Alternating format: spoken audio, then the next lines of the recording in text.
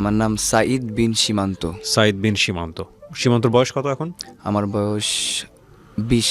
20 কি হয়েছে? কিন্তু আপনাকে দেখে তো মনে হচ্ছে 13-14 বছর। না, 20-এ হবে এই যে মার্চের 16 তারিখে। বিউটিফুল। বলেন সীমান্ত, কি হয়েছে একবারে ছোটবেলা থেকে আপনার 20 বছরের গল্পটা শুনি। জি, আমি 2016 সালে পিএসসি পাশ করি। আমার দাদু বাড়ি হাজিবাড়া চামড়াপট্টিতে, আর আমার নানু বাড়ি হচ্ছে পাশাপাশি গ্যাঁ হোটেল মোড় করঞ্জারি রোডে। তো ওখান থেকে আমি প্রথমে হচ্ছে আমার স্কুলেই আম্মু যেহেতু পড়ছে ওখানেই ভর্তি করে দেয়। ওখানে পড়াশোনা করার পরে ওখান থেকেই হচ্ছে আমি ছোটবেলা থেকেই ক্রিকেট খেলতে খুব পছন্দ করতাম। মানে পড়াশোনা করতে একদম মন চাইতো না, আম্মু জোর করে প্রাইভেট ম্যাডাম দিয়েছিল, তো উনি আসলে গাছের উপরে উঠতাম। আচ্ছা, বাবা কি করতেন আপনার? আমার বাবা হচ্ছে অতীতে চামড়া ব্যবসা করতো, বর্তমানে অটোর শোরুম আছে। আচ্ছা, ওকে, ফাইন। কয় ভাই বোন ছিলেন আপনারা? আমরা এক ভাই এক বোন। বোন বড়। বোন বড় ছিল? জি। ওকে, তারপর পড়াশোনা করতে চাইতেন না? হ্যাঁ, না, ছোটবেলা থেকে ক্রিকেট প্রতি আগ্রহ। আমার ছোট আন্টি, আম্মুর হচ্ছে ছোট বোন, ছোট খালা, উনি আমাকে হচ্ছে রংপুর ক্রিকেট একাডেমিতে ভর্তি করে দেয় আমার আগ্রহ দেখে। আচ্ছা। তো ওখানেই তার কাছে আমি তার হাত ধরেই ক্রিকেট খেলা শিখি। তার হাত ধরে শিখি। মাঝখানে পিএসসির কারণে একটু খেলাটা বন্ধ করে দিই। আম্মুর অনেক দিনের স্বপ্ন ছিল আমি কালেক্টরেটে ভর্তি হব। কালেক্টরেট স্কুলে। জি, ক্লাস 6-এ আমি কালেক্টরেট স্কুলে ভর্তি হই, মানে ভর্তি পরীক্ষা দিয়ে টিকি আর কি। কি স্কুল এটা? Collectorate school, Rangpur. আচ্ছা, এই স্কুলটা কি খুব ভালো স্কুল? রংপুরের মধ্যে এটা ভালো। জি, তো আমি ক্লাস 6-এ কালেক্টরেট স্কুলে ভর্তি হই। ক্লাস 6-এর শেষে ক্লাস 7-ও ওইখানে আবার মানে পাশ করে ক্লাস 7-ও কালেক্টরেটে ভর্তি হই। তো ক্লাস 7-এর শেষের দিকে একটা মেয়েকে আমার ভীষণ ভালো লাগে। কি কারণে ভালো লাগে? কি হয়েছে ঘটনাটা একটু বলেন তো, কিভাবে তাকে দেখলেন প্রথম দেখা? আমি সিঁড়িতে উঠতে গিয়ে হঠাৎ সেই মেয়েটাকে দেখে আমার ভীষণ ভালো লাগে। তো আমার বন্ধুরা যখন এসএসসি পাস দেয় আমি তখন ক্লাস 7-এ পড়ি। কারণ আমি আগেই বলেছি যে আমি ছোটবেলা থেকেই পড়াশোনা করতে চাইতাম না। ও, তার মানে আপনার গ্যাপ আছে? জি, আমার গ্যাপ প্রচুর আছে। আমি কারণ পড়াশোনা করতে চাইতাম না ছোটবেলা থেকে একদম। আমার কেজি 2, কেজি 1 এগুলো সব আম্মু পড়াইছে, মানে 1-এর নিচেই 5 বছর পড়েছি। আচ্ছা। তো মেয়েটাকে দেখে আমার ভীষণ ভালো লাগে। তো বন্ধুদের দিয়ে বলি, আর মেয়েটা আবার পড়াশোনা অনেক ভালো, আর আমি আবার একদম পড়াশোনা পারি না। আপনারই ক্লাসমেট ছিল? যে আমারই ক্লাসমেট। ওকে। আমি পদ্মায়, সে তিস্তায়। ওকে। তো ও তার পিছনে প্রায় 4-5 মাস 6 মাস ঘুরি, কিন্তু মানে কিভাবে ঘুরতে থাকেন? মানে বলি আর কি অনেক দেয়, কিন্তু বিভিন্ন জায়গায় আওয়াজ থেকে নক দিতেন তাকে? জি, বন্ধুদের দিয়ে। কিন্তু আমি খেলাধুলা সবসময় প্রথম ছিলাম। স্কুলে হয়ে অ্যাথলেটিক্স খেলতাম, আরও যেগুলো খেলা হয় ক্রিকেট খেলি স্কুলের হয়ে। তো যখন আমি স্কুলে প্রথম হতাম তখন আমাদের স্কুলে মানে সম্মাননা দিত সবার সামনে প্রিন্সিপাল হাত থেকে। তো হয়তো বা এগুলা দেখেই সেও রাজি হয়ে যায়। জি, মানে হচ্ছে আমি তার পিছনে সবসময় ঘুরঘুর করতাম। মানে সে বলতো যে না ভাই, আমি এগুলা করব না, কারণ আমি পড়াশোনায় আমাকে করতে হবে। তার ইচ্ছা সে ডাক্তার হবে। জি। তো অনেক বলার পরেও সে রাজি হচ্ছে না। তো আমিও তো নাছর বান্দা, আমি ছাড়বো না তাকে। আমার অনেক ভালো লাগছে, সে অনেক ভালো মেয়ে, পর্দাশীল, নামাজ কালাম পড়ে। তো আমি তারপরে দেখতেছি যে একটু পড়াশোনায় আগ্রহী হচ্ছি, পড়াশোনা করতেছি, মানে কোচিংয়ে ভর্তি হচ্ছি। মানে সে যদি পড়াশোনা করি তাহলে সে রাজি হবে। তো কোচিংয়ে ভর্তি হইলাম, একটু পড়াশোনায় মন দিচ্ছি। আর স্কুলে আগে খুব একটা যাইতাম না, তার কারণে রেগুলার স্টুডেন্ট হইলাম। হওয়ার পরে স্যারকে মোটামুটি হালকা একটু হইলেও পড়ে দিতে পারি, হোমওয়ার্ক করা শুরু করলাম। এইসব জেনে তার বান্ধবী দিয়ে অনেক বলার পরে মানে সে বললো যে রিলেশনে যাবে না, সে ফ্রেন্ডশিপ করবে। ওকে। ফ্রেন্ডশিপ করার পরে আমার বন্ধু নাজি আর লামিম আমাকে ফেসবুক আইডি খুলে দিল। আমি কিন্তু ফোন চালাইতে পারতাম না, বাটন ফোনও চালাইতে পারতাম না ক্লাস 7-এ, অ্যান্ড্রয়েড ফোনও চালাতে পারতাম না। ক্লাস 7-এর শেষে আমার বন্ধু নাজিম আর লামিম আমাকে অ্যান্ড্রয়েড ফোনে আমার একটা আইডি খুলে দিল ফেসবুকে। জি, সিকে সাঈদ বিন সীমান্ত আইডির নাম। তো আমি বললাম ঠিক আছে, শুধু আমি থাকবো আর মানে যাকে পছন্দ সে থাকবে। কিন্তু সে বলতেছে না, সর্বনিম্ন 10টা বা 5টা ফ্রেন্ড রাখবে। তো আমি বললাম আচ্ছা 10টা বা 5টা ফ্রেন্ড তোরা নিয়ে হবে। এইভাবে তারপর তো যখন আইডিটা খুলে দিল তখন আমি আইডির মধ্যে আসক্ত হয়ে গেলাম। মানে সারাদিনে তো মানে সবসময় ওয়েট করতাম যে সে কখন লাইনে আসবে, এই ফেসবুকে আসবে। জি, সে মানে ওই ফেসবুকে ঢুকেই খালি একটাই, পড়াশোনা করি আর মাঠে যাই না যাই তখন একটাই চিন্তা, সে কখন আসবে, একটু কথা বলবো, একটু রিপ্লাই দেবে। জি, একটু ফেসবুকে কি কল করতেন নাকি ইনবক্স করতেন? ইনবক্সে এসএমএস ইনবক্স করতাম। করতেন, ওকে। তো এইভাবেই ফ্রেন্ডশিপ থেকে সে একদিন হঠাৎ বলল আচ্ছা চলে আমরা কোথাও ঘুরতে যাই।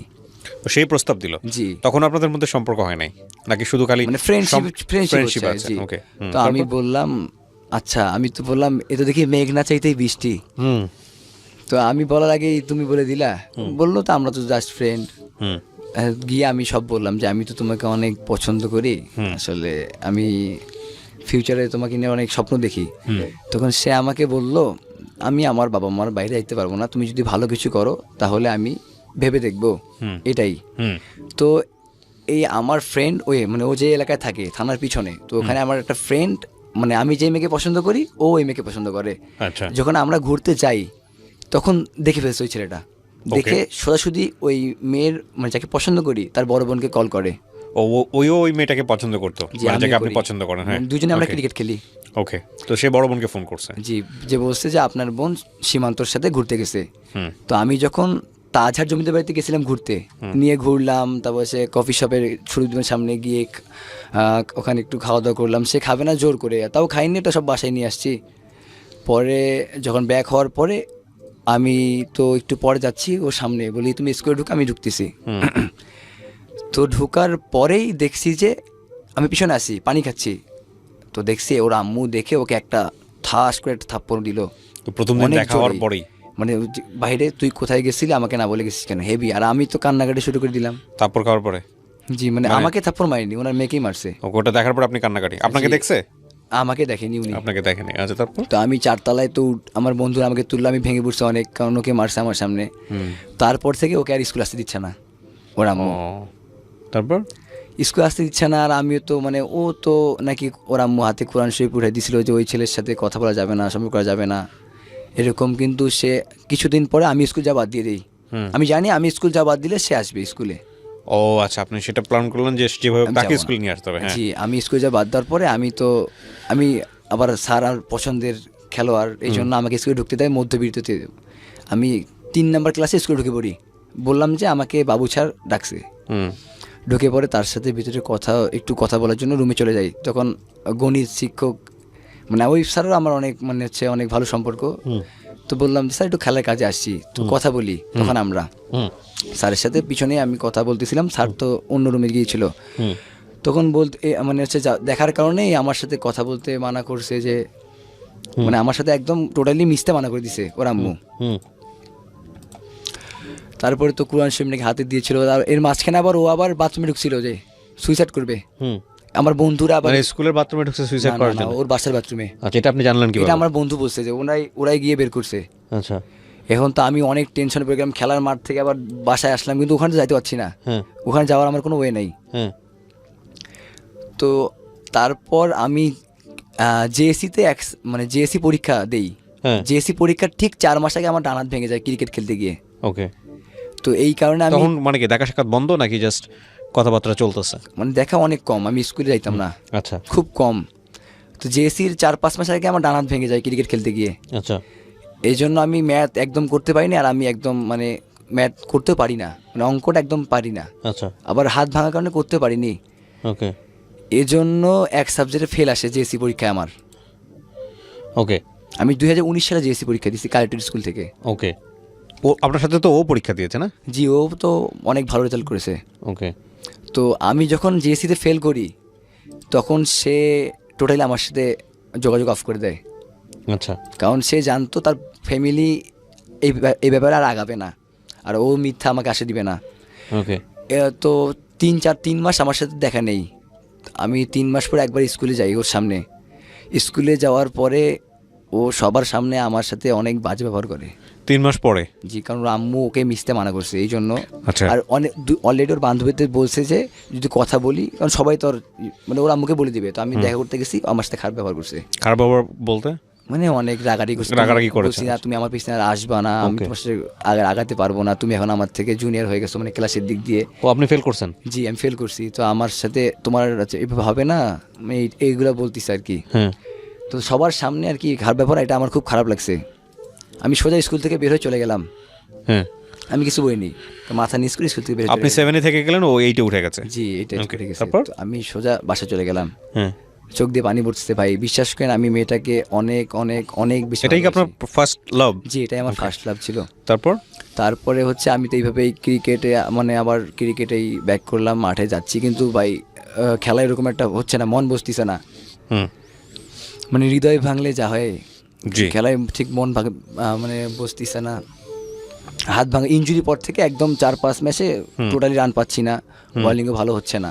হুম তারপর হঠাৎ একদিন ফেসবুকে নক আসে, একটা ফ্রেন্ড রিকোয়েস্ট মেয়ের, হুম হাই হাই মানে ফ্রেন্ড SMS এ রিকোয়েস্ট দেয় কিন্তু হুম তো আসে, তো হাই, তো আমি বললাম জি বলেন। মেয়েটা আমাকে বললো আমি আপনার ফ্রেন্ডের ছোট বোন। আমি বললাম আপনি কোন ফ্রেন্ডের বোন? বলে হোসেন হৃদয়, চট্টগ্রামে বাসা, জি। আদর্শ স্কুলে পড়ি, তার ছোট বোন। আমি বললাম আমার তো ওই নামে অনেকে আছে, আমি আমার স্মরণ করতে পারছি না। হুম কারণ বলে আচ্ছা ভাইয়া আপনার নাম্বারটা দেন, আমার নাম্বারটা, ওর নাম্বারটা দিছে আমাকে, জি। মানে ওই মেয়েটা, জি। যে ফোন দেন আমি আপনাকে সব বলতেছি। বলে আপু আমি তো আপনাকে চিনি না, আমি ফোন দিতে পারবো না আপনাকে, আর আমার ফোনে টাকা নেই। ওকে পরে অনেক কিছু বলার পরে আমার নাম্বারটাও নিছে আর কি, বলছে আমি তো আপনার বোনের মতোই, Okay. আপনার ফ্রেন্ডের বোন। তখন নাম্বারটা আমি দিই, ও আমাকে ফোন দেয়, যে বললাম আপনি কোথায় থাকেন? ও বলতেছে তখন চট্টগ্রামে থাকি, আমার বাসা চট্টগ্রামের লোহাগাড়া আধুনগর মিয়াপাড়া থানাতে, জি মানে লোহাগাড়া থানা আধুনগর মিয়াপাড়াতে গ্রামে। ওকে তখন মেয়েটার সাথে আমার কন্টিনিউ কথা হয়, মানে মেয়েটা আমাকে ফোন দেয়, মানে আমি অতটা গুরুত্ব দিতাম না, মেয়েটা আমাকে কন্টিনিউ ফোন দেয়। হুম তো ফোন দেওয়া জিজ্ঞাসা করে যে খাওয়া করছেন, মাঠে গেছিলেন, প্র্যাকটিস করছেন, মানে সময় মতো খাওয়া দাওয়া করবেন, এই টাইপের বলে, মানে অনেক কেয়ার করে। 15-20 দিন দেখলাম সবসময় ফেসবুকে নক, হাই কী করতেছেন, খাওয়া করছেন, বাসার সবাই কেমন আছে, এভাবে বলতে বলতে মানে কন্টিনিউ একটা আমরা সম্পর্কে জড়িয়ে যাই, গভীর সম্পর্কে। হুম ওইদিকে কিন্তু আমি আগের জনকে মানে মানে ইনি হচ্ছে কন্টিনিউ মানে এমনভাবে আমার মানে কেয়ার নিচ্ছে, হুম মানে আগেরটাকে অলরেডি আমি মন থেকে আস্তে আস্তে আস্তে আস্তে মানে ভুলে গেছেন। বলে যাচ্ছি আর কি, ওকে মানে এত কেয়ার করতেছে যে মানে তখন পর্যন্ত কি আপনি মেয়েটার সঙ্গে চিনতে পেরেছেন যে মেয়েটা কে, বা চেহারা দেখেছেন কিনা, পরিচয় আমি কিচ্ছু না? কোনো চেহারা ওর দেখিনি প্রথম 3 মাস। ফেক আইডি ছিল? ফেক আইডি, রিয়েল আইডি ছিল তার। ছবি দেওয়া আছে ওখানে? না, ছবি ছবি দেওয়া দেওয়া ছিল না না। থাকলে তো ফেকই বলি আমরা। হ্যাঁ, যাই হোক, হ্যাঁ। আপনি কথা বলেছেন মেয়েটার সঙ্গে? মেয়েটার ফোনে আমি কথা হয়েছে? কন্টিনিউ কথা বলি আমি ফোনে। ফোনে কথা প্রথম বলছেন? দিন থেকে কথা বলি। আচ্ছা, ওকে, তারপর? জি। তো আপনি পরিচয় বের করেন নাই যে তুমি কোথায় কি জি, করো? আমাকে সব বললো যে আমি আপনার ফ্রেন্ডের বোন। পরে তার ফ্রেন্ডকে ফোন দিয়ে বলছি আমি তোমার বোন এটা, এই নাম, জি বলছে Okay. বলছে আমার ছোট বোন এটা, বলে আমাকে ফ্রেন্ড রিকোয়েস্ট দিচ্ছে, কথা বলছে। আমি কই, আচ্ছা তুমি বন্ধু মানুষ, আমার বেস্ট ফ্রেন্ড বলছি, এই জন্য তুমি কি খেলো, এই জন্য আর কি ফোন দিয়ে Okay. কথা বলছিল। ওকে ওকে ওকে, হ্যাঁ, তারপর? তারপরে মানে একটা গভীর সম্পর্কে আমাদের জড়িয়ে যাই আমরা তার সাথে। হুম তো 6 মাস রিলেশন করলাম। 3 মাসের পর ভাই আমি তাকে প্রথম দেখি, 3 মাস। হুম মানে আমি বলি যে খুব রিকোয়েস্ট করি তোমার আমাকে একটা ছবি দাও, হুম যদি তুমি আমাকে ভালোবাসো তাহলে তুমি আমার ছবি দিবা। এটা নিয়ে কিন্তু ঝগড়া, মানে 7 দিন কথা বলিনি, সে আমাকে ছবি দিবে না। হুম 7 দিন কথা হয়নি, ওর ভাই ফোন দিছে যে সীমান্ত তোমাকে তো আমি অনেক বিশ্বাস করি, তুমি তো মানে সব বলতিছে আর কি। ওর ভাইকে ব্যাপারটা জানাইছো যে আমার সাথে রিলেশনে গেছে। হুম তো তখন আমি বলে তুমি আমার সাথে এমন করছো কেন, ও তো পাগলামি করতেছে, ওর ছোট বোন, এখন ও কী করবে, মানে আমার এটা ফ্রেন্ডই আমাকে ফোন দিয়ে বলতেছে। তো 7 দিন পরে ও আমাকে ছবিটা দেয়, যখন আমি একদম টোটালি যোগাযোগ বন্ধ করে দিই। হুম আমাকে ছবিটা দেওয়ার পরে আমি হচ্ছে আবার কেন যোগাযোগ বন্ধ করেন? মানে আমি রাগ হয়েছি যে আমি করতেছি না, যে হ্যাঁ। তোমার একটা আমাকে ভালোবাসা একটা ছবি দিচ্ছ না। ও আচ্ছা আচ্ছা, একটা মানে ছবি দাও। ছবিটা না দেওয়ার কারণে? একটা হ্যাঁ। মানে আমাদের মধ্যে ঝগড়া। কারণ তুমি আমাকে দেখলে বলতেছে যে আমি দেখতে একদম ভালো না, তুমি আমাকে দেখলে পছন্দ করবা না, তুমি আমার সাথে যোগাযোগ নাও করতে পারো, এগুলো ভয় পাচ্ছে। আমি বললাম তুমি যেমনই হোক না কেন আমার কোনো সমস্যা নেই, আমি তোমাকে ভালোবাসি, তোমাকেই ভালোবাসবো। হুম তারপরে ছবিটা আমাকে দেয়, ঠিক আমাদের রিলেশনের 6 মাস হতে যাচ্ছে, হুম মানে একদম রাত, মানে দিনে 2000 SMS লাগতেছে ভাই আমাদের, ফোন SMS, আচ্ছা ফোনে SMS কিনে ওকে কিনেছি, আমি করতেছি, সারাদিনে শুধু ওর সাথে কথা হচ্ছে ফোনে। আচ্ছা আচ্ছা তারপর 6 মাস পরে আমাকে সে বলে যে সীমান্ত, আমার খালাতো ভাইয়ের সাথে আমার বিয়ে ঠিক হয়ে গেছে, হুম তুমি আমাকে এসে চট্টগ্রাম থেকে নিয়ে যাও। এই সেকেন্ড মেয়েটা? জি, সেকেন্ড মেয়েটা। ফার্স্ট যে মেয়েটা সে ক্লাসে উঠে গেছে তার সাথে আপনার কোনো যোগাযোগই নাই? তার সাথে আমার থেকে ওই থেকে যোগাযোগ নেই। আমাকে আচ্ছা। অপমান করার পর থেকে আমি তার সামনে আর যাইনি। আর যে মেয়েটার সঙ্গে আপনার বর্তমান সম্পর্ক, ফেসবুকে পরিচয় আমার ও সাথে। মেয়েটা কোন ক্লাসে পড়তো? ও অলরেডি SSC পাস করছে। ও কি জানতো যে আপনি ক্লাস 7-এ পড়েন? যে আমি 8 ফেল এটা বলে দিছি ডাইরেক্ট। তারপরেও আপনাকে যে পছন্দ আমাকে করতেছে? তারপর পছন্দ করছে, নক ওকে, করতেছে। তারপর? তো তো আপনার যে বয়সে বড় ছিল মেয়েটা? না, আমার থেকে 2 বছরের জুনিয়র। আর আমি তো আগে বলছি আমার গ্যাপ গেছে। হ্যাঁ, তারপর? আমি তো কি বলবো, আমি হঠাৎ করে এটা শুনে একদম প্রথম তো ধোকা খাইছি। দ্বিতীয়টাকে মানে যাকে আমি ভালোবাসি তাকে আমি পাই নাই, যে আমাকে ভালোবাসে আমি তার হতে চাই, মানে তার আমি যেন তার ভালোবাসাকে যেন অমূল্য না হয়। মানে আমি যাকে ভালোবাসি ভাই আমি কিন্তু তাকে পাইনি, যে আমাকে ভালোবাসে সে যেন তার ভালোবাসাটা পায়। আমার মাথায় এটা, কারণ আমি ভালোবাসার বিচ্ছেদের কি দুঃখ সেটা আমি পাইছি। তো আমি এখন কি করবো, আমার কাছে 3,000 টাকা ছিল। আমার বন্ধুর ও আমাকে 1,000 টাকা দেয়, আর 2,000 টাকা আমার খেলার গিয়ার্স বিক্রি করে দিয়েছিলাম, মোট 6,000 টাকা। আমার চাচা ওনার বাস আছে চট্টগ্রামের, তো আমি বুদ্ধি করে বলি যে চাচা আমার চট্টগ্রামে খেলা আছে। ওকে, আমরা যেখানটায় ছিলাম, আপনি ও থাকতো চিটাগাঙে আর আপনি থাকতেন কোথায়? রংপুরে। ওর বাসা থেকে আমার বাসা 680 কিলোমিটার ডিস্টেন্স। হ্যাঁ, তো আপনি চট্টগ্রাম থেকে আরো 100 কিলোমিটার দূরে। আপনি ওকে নিয়ে আসার চিন্তা করতেছেন কি হিসেবে, মানে বিয়ে করবেন? যে আমি ওকে বিয়ে করবো। এই দ্বিতীয়বার আমি। কত সালের ঘটনা এটা? এটা হচ্ছে 2020 সাল। এই তো কদিন আগের ঘটনা। হ্যাঁ। বিয়ে করবেন, খাওয়াবেন কি করতেন আপনি ওই সময়? আমি ওই সময় কিছু করতাম না, শুধু ক্রিকেট ফেল করে কি আপনি লেখাপড়া ছেড়ে দিয়েছেন ওই সময়টাতে? আমি ফেল করার পর ওটাই পড়া ছিল শেষ, আর পর যান না স্কুলে? না, স্কুলে যাই না, কিন্তু স্কুলে ভর্তি দেখাই, স্কুল লিগ খেলি, শীতকালীন উইন্টার স্কুল এগুলো টুর্নামেন্ট খেলি। স্কুলের হয়ে খেলেন? জি, স্কুলে হয়ে খেলি, ভর্তি বিভিন্ন জায়গায় খেলেন। আচ্ছা, তো এই আপনি আপনার পিএসসি তে রেজাল্ট কি ছিল? 4.58। ভালোই তো ছিল রেজাল্ট। জি, ওই যে লেখাপড়া করতেন না? বাপ মাই কিছু বলতো না আপনাকে? আম্মু সবসময় করতো, কিন্তু আমার সবসময় ফোকাস ছিল খেলাধুলার দিকে। বাবাও কিছু বলতো না আপনার? বাবাও অনেক গালা। কয় ভাই বোন ছিলেন আপনারা? আমরা 1 ভাই 1 বোন। আপনি বড়? না, আমি ছোট। বোনটা কি করতো? বোন হচ্ছে মাদ্রাসা লাইনে পড়ার পরে বিয়ে দিয়েছি। আপনি মাত্র একটা ছেলে? জি। সে লেখাপড়া করে না? বাবা কি করতো আপনার? বর্তমানে অটো রিক্সা, ব্যাটারি, একটু আগে বলতেছিলেন। হ্যাঁ, তো আপনাদের তো পড়াশোনার না হওয়ার তো কোনো কারণ আমি দেখি না। লেখাপড়ার মানে করার জন্য টাকা পয়সার কোনো অভাব নাই, বাবা বিজনেস করতেছে, খাওয়া দাওয়া কোনো কিছুর অভাব নাই। একটা মাত্র ছেলে আপনার বাবার তো বুক চাপড়ায় মরে যাওয়ার কথা যে একটা মাত্র ছেলে পড়াশোনা করে না। ভাই আমি মানে কি বলবো, আগে থেকে অনেক জেদি, আর যেটা বলি ওটাই করি, মানে একদম জেগে। আর আমাকে কিছু বলে না, কারণ অনেক রাগ বেশি। একটা কথা বলি আপনাদেরকে, আজকে যেসব ছেলেমেয়েরা এটা শুনতেছেন, আমি জানি না কতজন টিনেজার ছেলেমেয়েরা এটা শুনবেন। বাবা মা আপনাদেরকে হয়তো অনেক পছন্দ করে, অনেক ভালোবাসে, যে কারণে বাবা মারা খুব হার্ড স্টেপ নিতে পারেন। আমি নিজেও বাবা হয়েছি, আমার 2টা মেয়ে। আমার বড় মেয়েটার বয়স 4 বছর, 4.5 বছর, বা ছোটোটার বয়স মাত্র 6 মাস। তো আমার মেয়েটা তো বড় হচ্ছে, মাঝে মাঝে আমি জেদ করলে আমি দেখি, আমি বুঝি যে এই জায়গাটায় তাকে অনেক বেশি শাসন করা প্রয়োজন, কিন্তু আমি করে উঠতে পারতেছি না, ছোটোর কারণে হোক বা যে কোনো কারণেই হোক না কেন। তো এই যে ব্যাপারটা, এইটা আমি যখন সন্তান ছিলাম আমার বাবা মায়ের, তখন আমরা বুঝতাম না। তবে একটা জিনিস আমার কেন জানি মনে হয়, কিছু জিনিস প্রকৃতিগতভাবেই আল্লাহ মানে মানুষের ভিতরে দিয়ে দেন, যে ও এইরকম হবে, ওকে এইভাবে ট্রিটমেন্ট করতে হবে, ওর দ্বারা এটা সম্ভব। আর সবাই আসলে বাধ্যনুগত হয় না, সবাই আসলে খুব বেশি বাবা মা ভক্ত হয় না, সবাই আসলে একরকম হয় না। তারপরেও আমি সব ছেলেমেয়েদেরকে একটা কথা বলি আজকে, সেটা হলো যে এই যে ব্ল্যাকমেলিংটা করা বাবা মাকে, যে আমি একটা মাত্র সন্তান, আমি একটা মাত্র ছেলে, আমি একটা মাত্র মেয়ে, শেষ পর্যন্ত হয়তো বাবা কিছুই করতে পারবে না, শেষ পর্যন্ত হয়তো মা কিছুই করতে পারবে না, কারণ তারা তো নিরুপায়, তারা চাইবে না তার সন্তানের একটা বড় ক্ষতি হোক। কিন্তু এটা ঠিক যে এটা আসলে আপনার বাবা মাকে আপনি যে বাধ্যটা করলেন, এটা যে আপনার জন্যে কত বড় ক্ষতি, আপনার নিজের জন্য কত বড় ক্ষতি, এটা জীবনে যখন আপনি বুঝতে পারবেন, তখন আর আপনার পিছন দিকে ফিরে নিজেকে কারেকশন করার কোনো সুযোগ থাকবে না। শোনেন আপনারা গল্পটা, তারপর কি হলো? আমি 6,000 টাকা ম্যানেজ করলাম। কার কাছ থেকে নিলেন এই টাকাটা? আমার কাছে 3,000 টাকা ছিল। আচ্ছা। আমার ক্রিকেটের খেলার জিনিস 2,000 টাকায় বিক্রি করলাম, আর 1,000 টাকা আমার বন্ধু আফরাজের কাছ থেকে নিলাম। এই 6,000 টাকা বন্ধু জানতো যে আপনি কি করতে জি, যাচ্ছেন? আমি ওকে বলছি। হ্যাঁ, তারপর?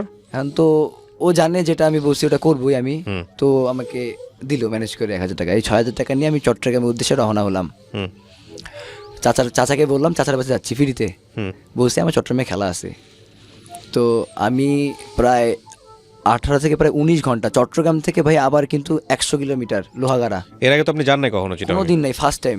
আচ্ছা। তো আমাকে বাস গিয়ে নামাই দিল অলংকারে, আমি কিছু চিনি না, আমি কোথায় যাব। আমি ফোন দিচ্ছি, একে জিজ্ঞাসা করতেছি, ওকে জিজ্ঞাসা করতেছি যে ভাইয়া লোহাগাড়া থানাটা কোন দিকে, কেউ চিনতেছে না।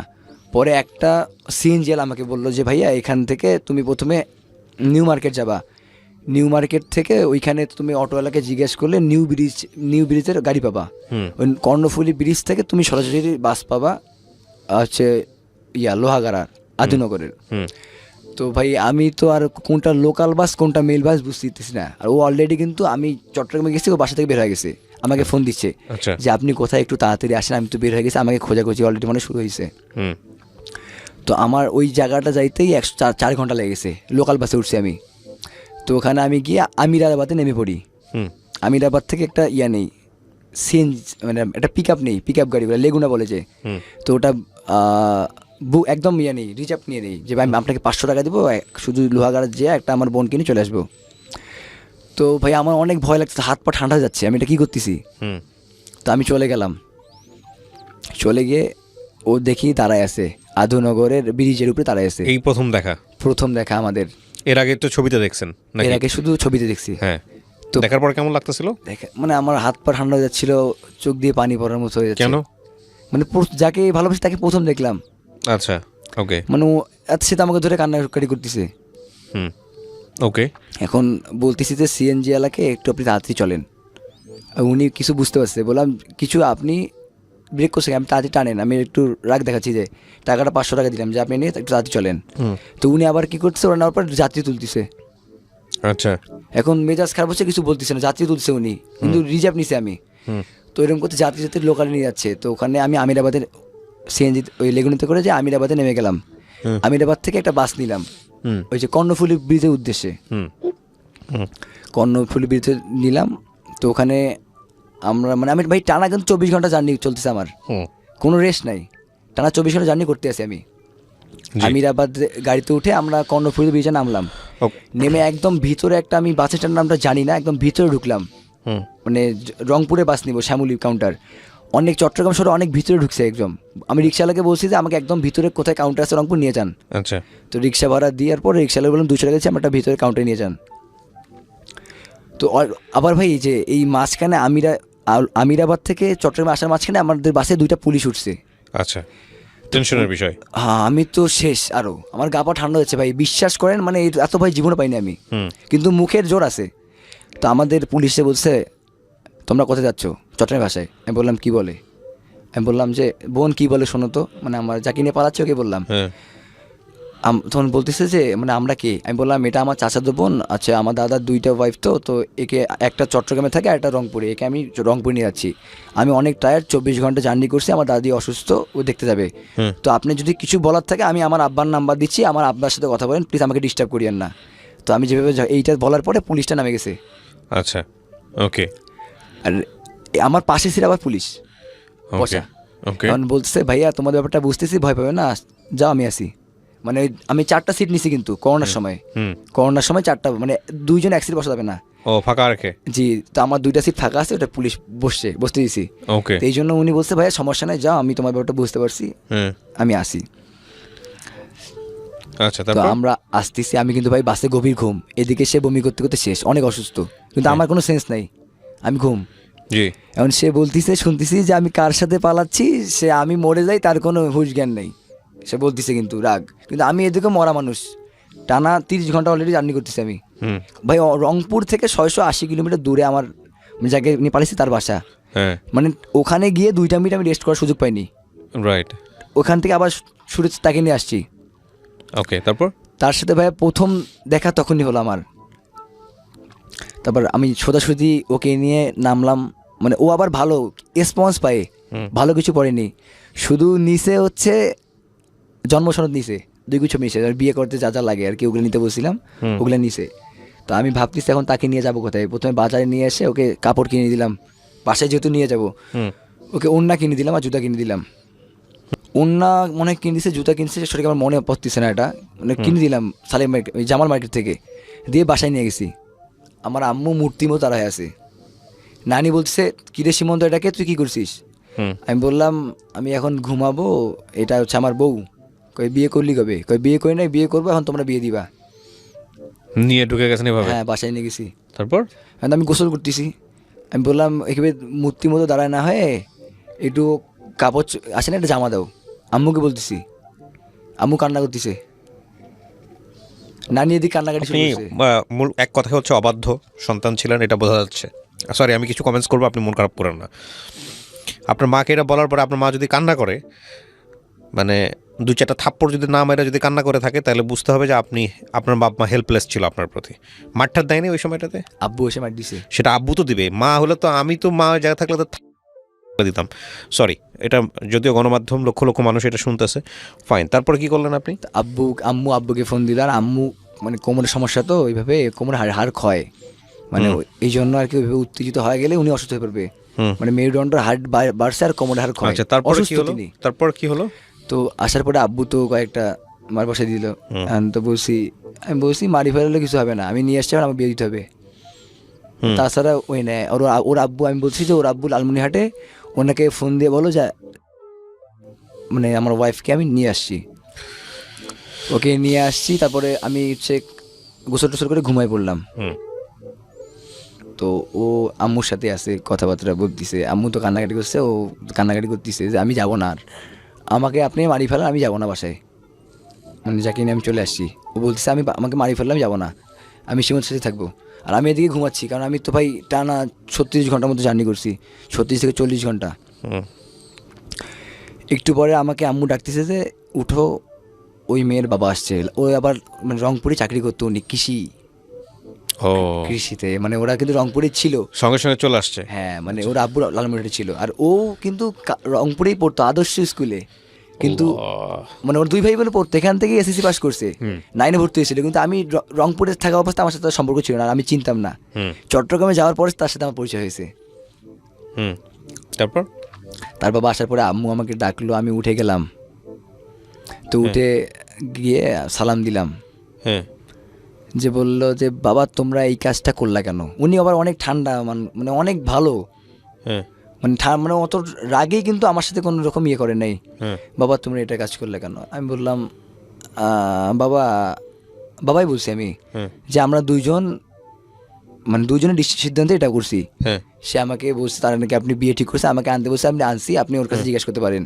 ও নাইলে বলছে যে ও সুইসাইড করবে, আমাকে এটা বলছে, আমি এই জন্য নিয়ে আসছি ওকে।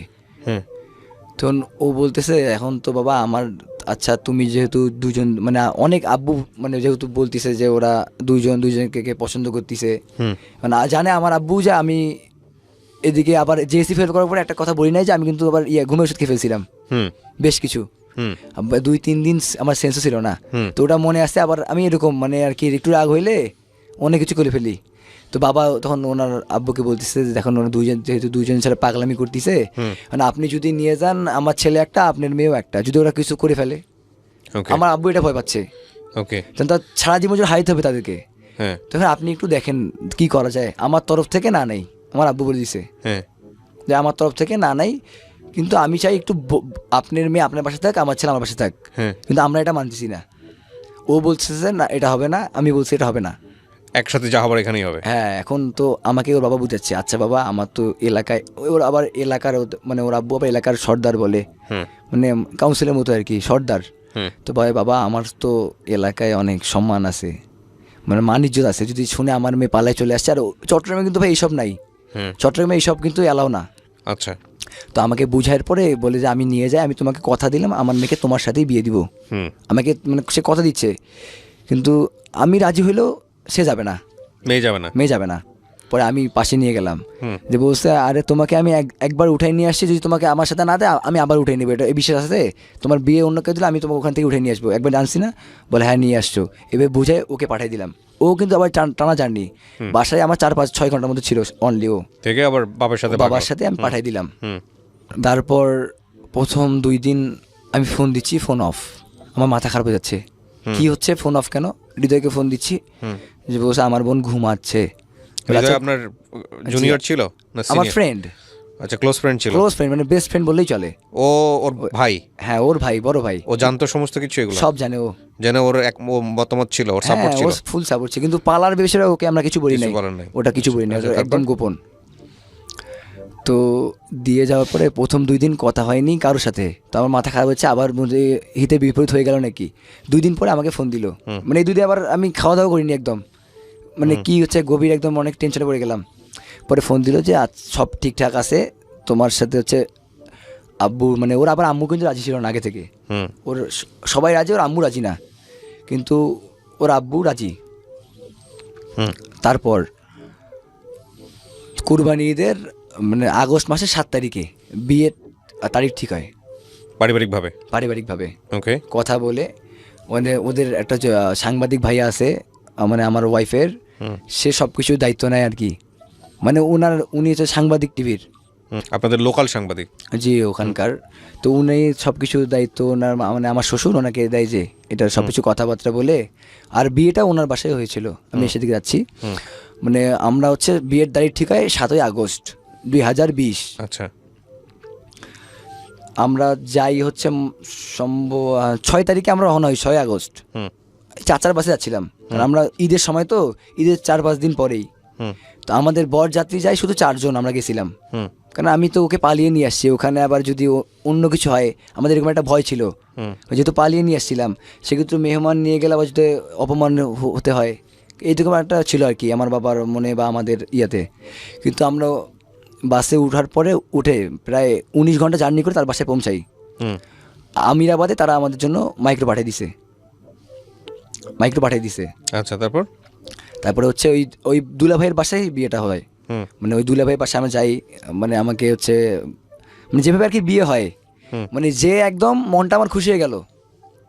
মানে বিয়ের অ্যারেঞ্জমেন্ট থেকে আমার মাথা একদম নষ্ট, মানে আমি যেটা কল্পনা করতে পারিনি এর আগে। মানে আর আমি কিন্তু আগে তো এই জন্য আর কি ওইভাবে ওদের বাসায় করিনি তো। আর হচ্ছে হলুদের সময় ওরা অনুষ্ঠান করে ফেলছে, কারণ জানে আমি হচ্ছে বলছি বোরখা পরে বিয়ে করতে। বাবা গেছিল আপনার সঙ্গে? যে আমার বাবা, আমার দুলাভাই, আমি আর আমার বড় বোন গেছিলাম, এই 4 জন। তো মানে হচ্ছে ওদের বিয়ের অনুষ্ঠান হলুদের দিন ওরা করে ফেলছে।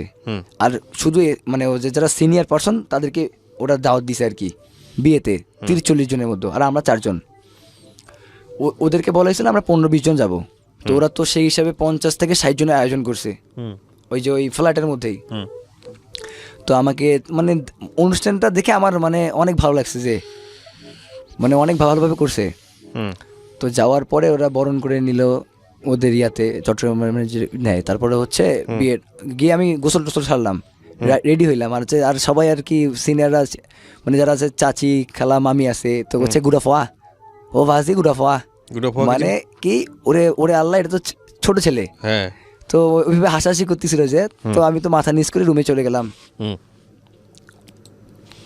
তারপর রুমে যাওয়ার পরে ফ্রেশ হয়ে 1.5 ঘন্টা পরে ওই রুম থেকে একদম পাগড়ি শেরওয়ানি সব পরে বের হলাম। বের হওয়ার পরে যে আমার কিন্তু আমার জন্ম সনদে তখন 1998 করলাম, মানে তো বিয়ে হবে না, 1998 করে নিছি জন্ম সনদে। তখন জন্ম সাথে আবার ছেড়ে গেছি বাসায়, এটা আবার অনলাইনের মাধ্যমে মেসেঞ্জারে নিলাম। নেওয়ার পরে রাত্রি 12টার পরেই বিয়ে হলো আমাদের। আচ্ছা। আর এর মাঝখানে আবার দিনমোহর নিয়ে একটু ঘন্টা করে আলোচনা হয়, যেহেতু আমি বেকার, সেক্ষেত্রে বাবা আম্মু বলে দিয়েছে 1 লাখ, আবার আমি কথা দিয়েছি 5 লাখ টাকা করবো। পরে অনেক কথা পরে তো এখানে আমি মাস্টারি করলাম, করে 3.5 লাখ করলাম। বাবা বলছে তুমি বেকার ছেলে। আমার বড় বোনে কিন্তু 2 লাখ টাকা দিনমোহর হয়েছিল। তো এখানে আমি মাতব্বরি করে 3,50,000 টাকা করলাম, মনে হয় 50,000 থেকে 70,000 করছি দিনমোহর। আচ্ছা। তারপরে এটা মিটমাট করার পরে বিয়ে হলো রাত 12টার পরে। বিয়ে হওয়ার পরে মানে যা অ্যারেঞ্জ করছে অসাধারণ, অতুলনীয়। মানে মানে যেটা ভাবছিলাম তার চাইতে 1000 গুণ বেশি ভালো সম্মান করছে।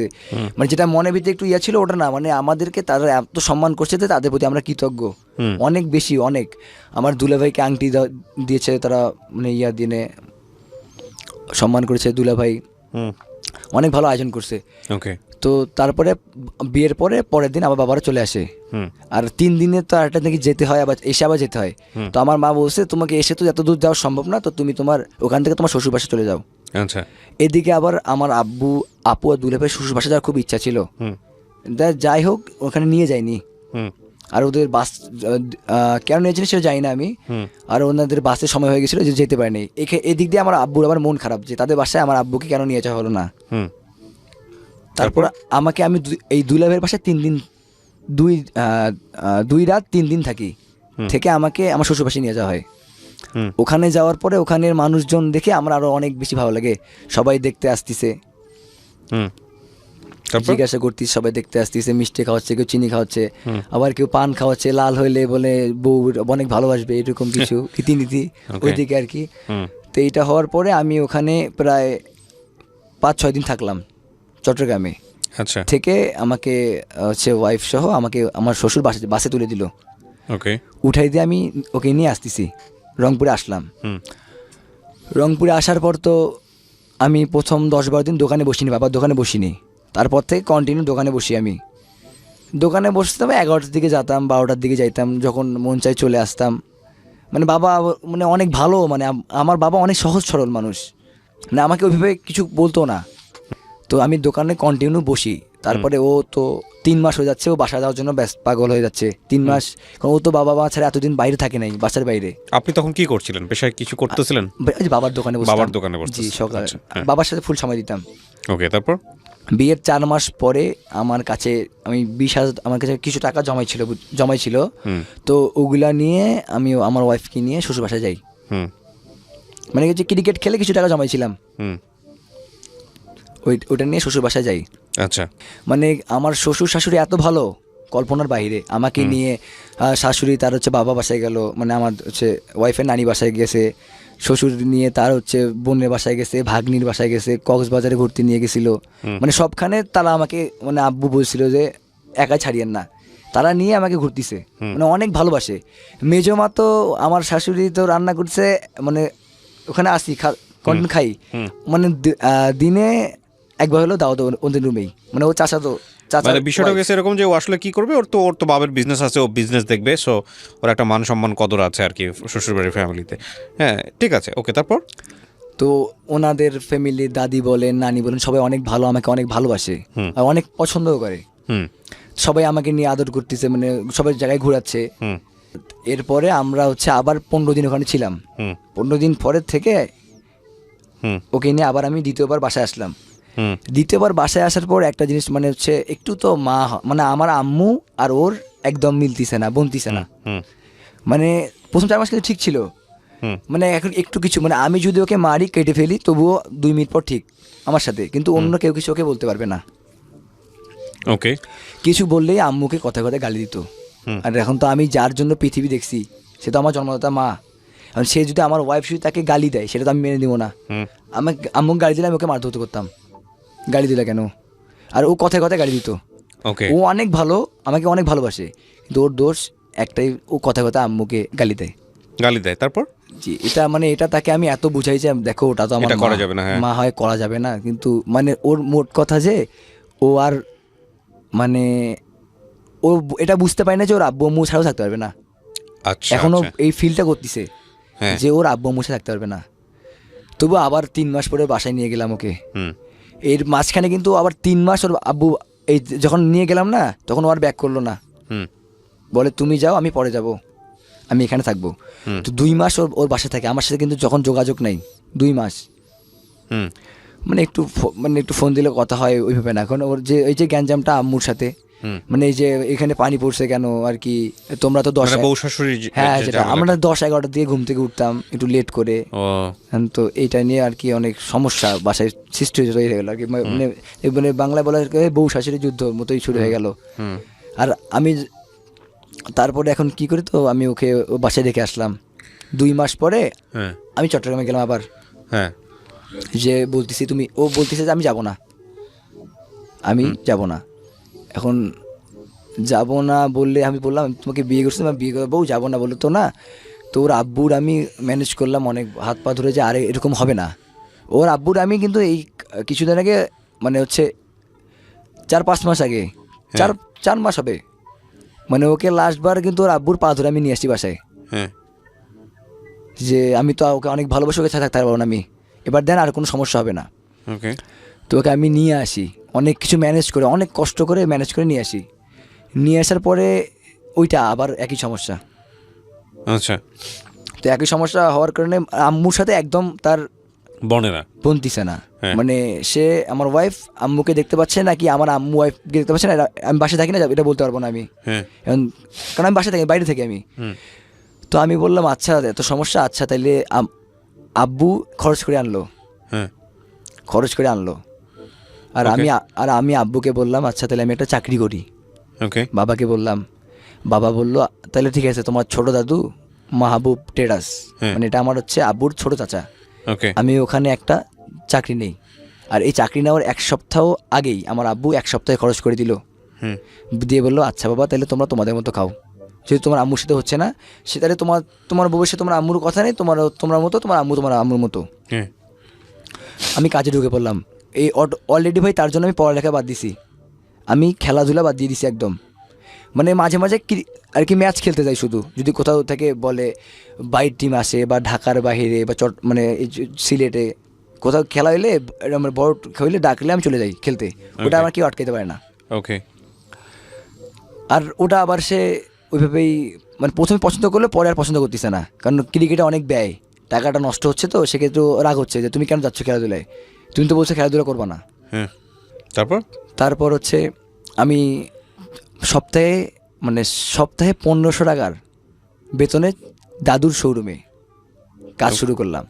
মানে সেই শোরুমে আমাকে দোকান খুলতে হয়, সব কাজ এক কথা সব কাজ করতে হয়। কিন্তু সব কাজ করতে হলেও দাদু সবসময় পরিচয় দিত এটা আমার নাতি। মানে এইটা খুব ভালো লাগতো যে যেই আসুক না কেন যে এ আমার নাতি। ওকে। আর এই জন্য আমি মানে ওখানে সব রকম কাজ করতাম, কিন্তু সেটা এনে 4 মাস তার কাছে আমি ওখানে কাজ করছি, মানে সপ্তাহে 1500 টাকা করে দিচ্ছে। ওকে। এই 1500 টাকা দিয়ে হচ্ছে আমার ওয়াইফের হাতে আমি দিয়ে দিতাম। প্রথমে 2-3 সপ্তাহ 4 সপ্তাহ আমি টাকা দিতে পারি নাই, মানে একটু আম্মুকেও দিছি, মানে নিজের একটু ডাক্তার দেখাইছি দুইজনই, মানে ওর একটু ডাক্তার দেখানো হয়েছে। আমার প্রথম 3-4 সপ্তাহ টাকা দিতে পারিনি আমি, মানে বাজার খরচ কিন্তু আমি একদম আলাদা হয়ে গেছি।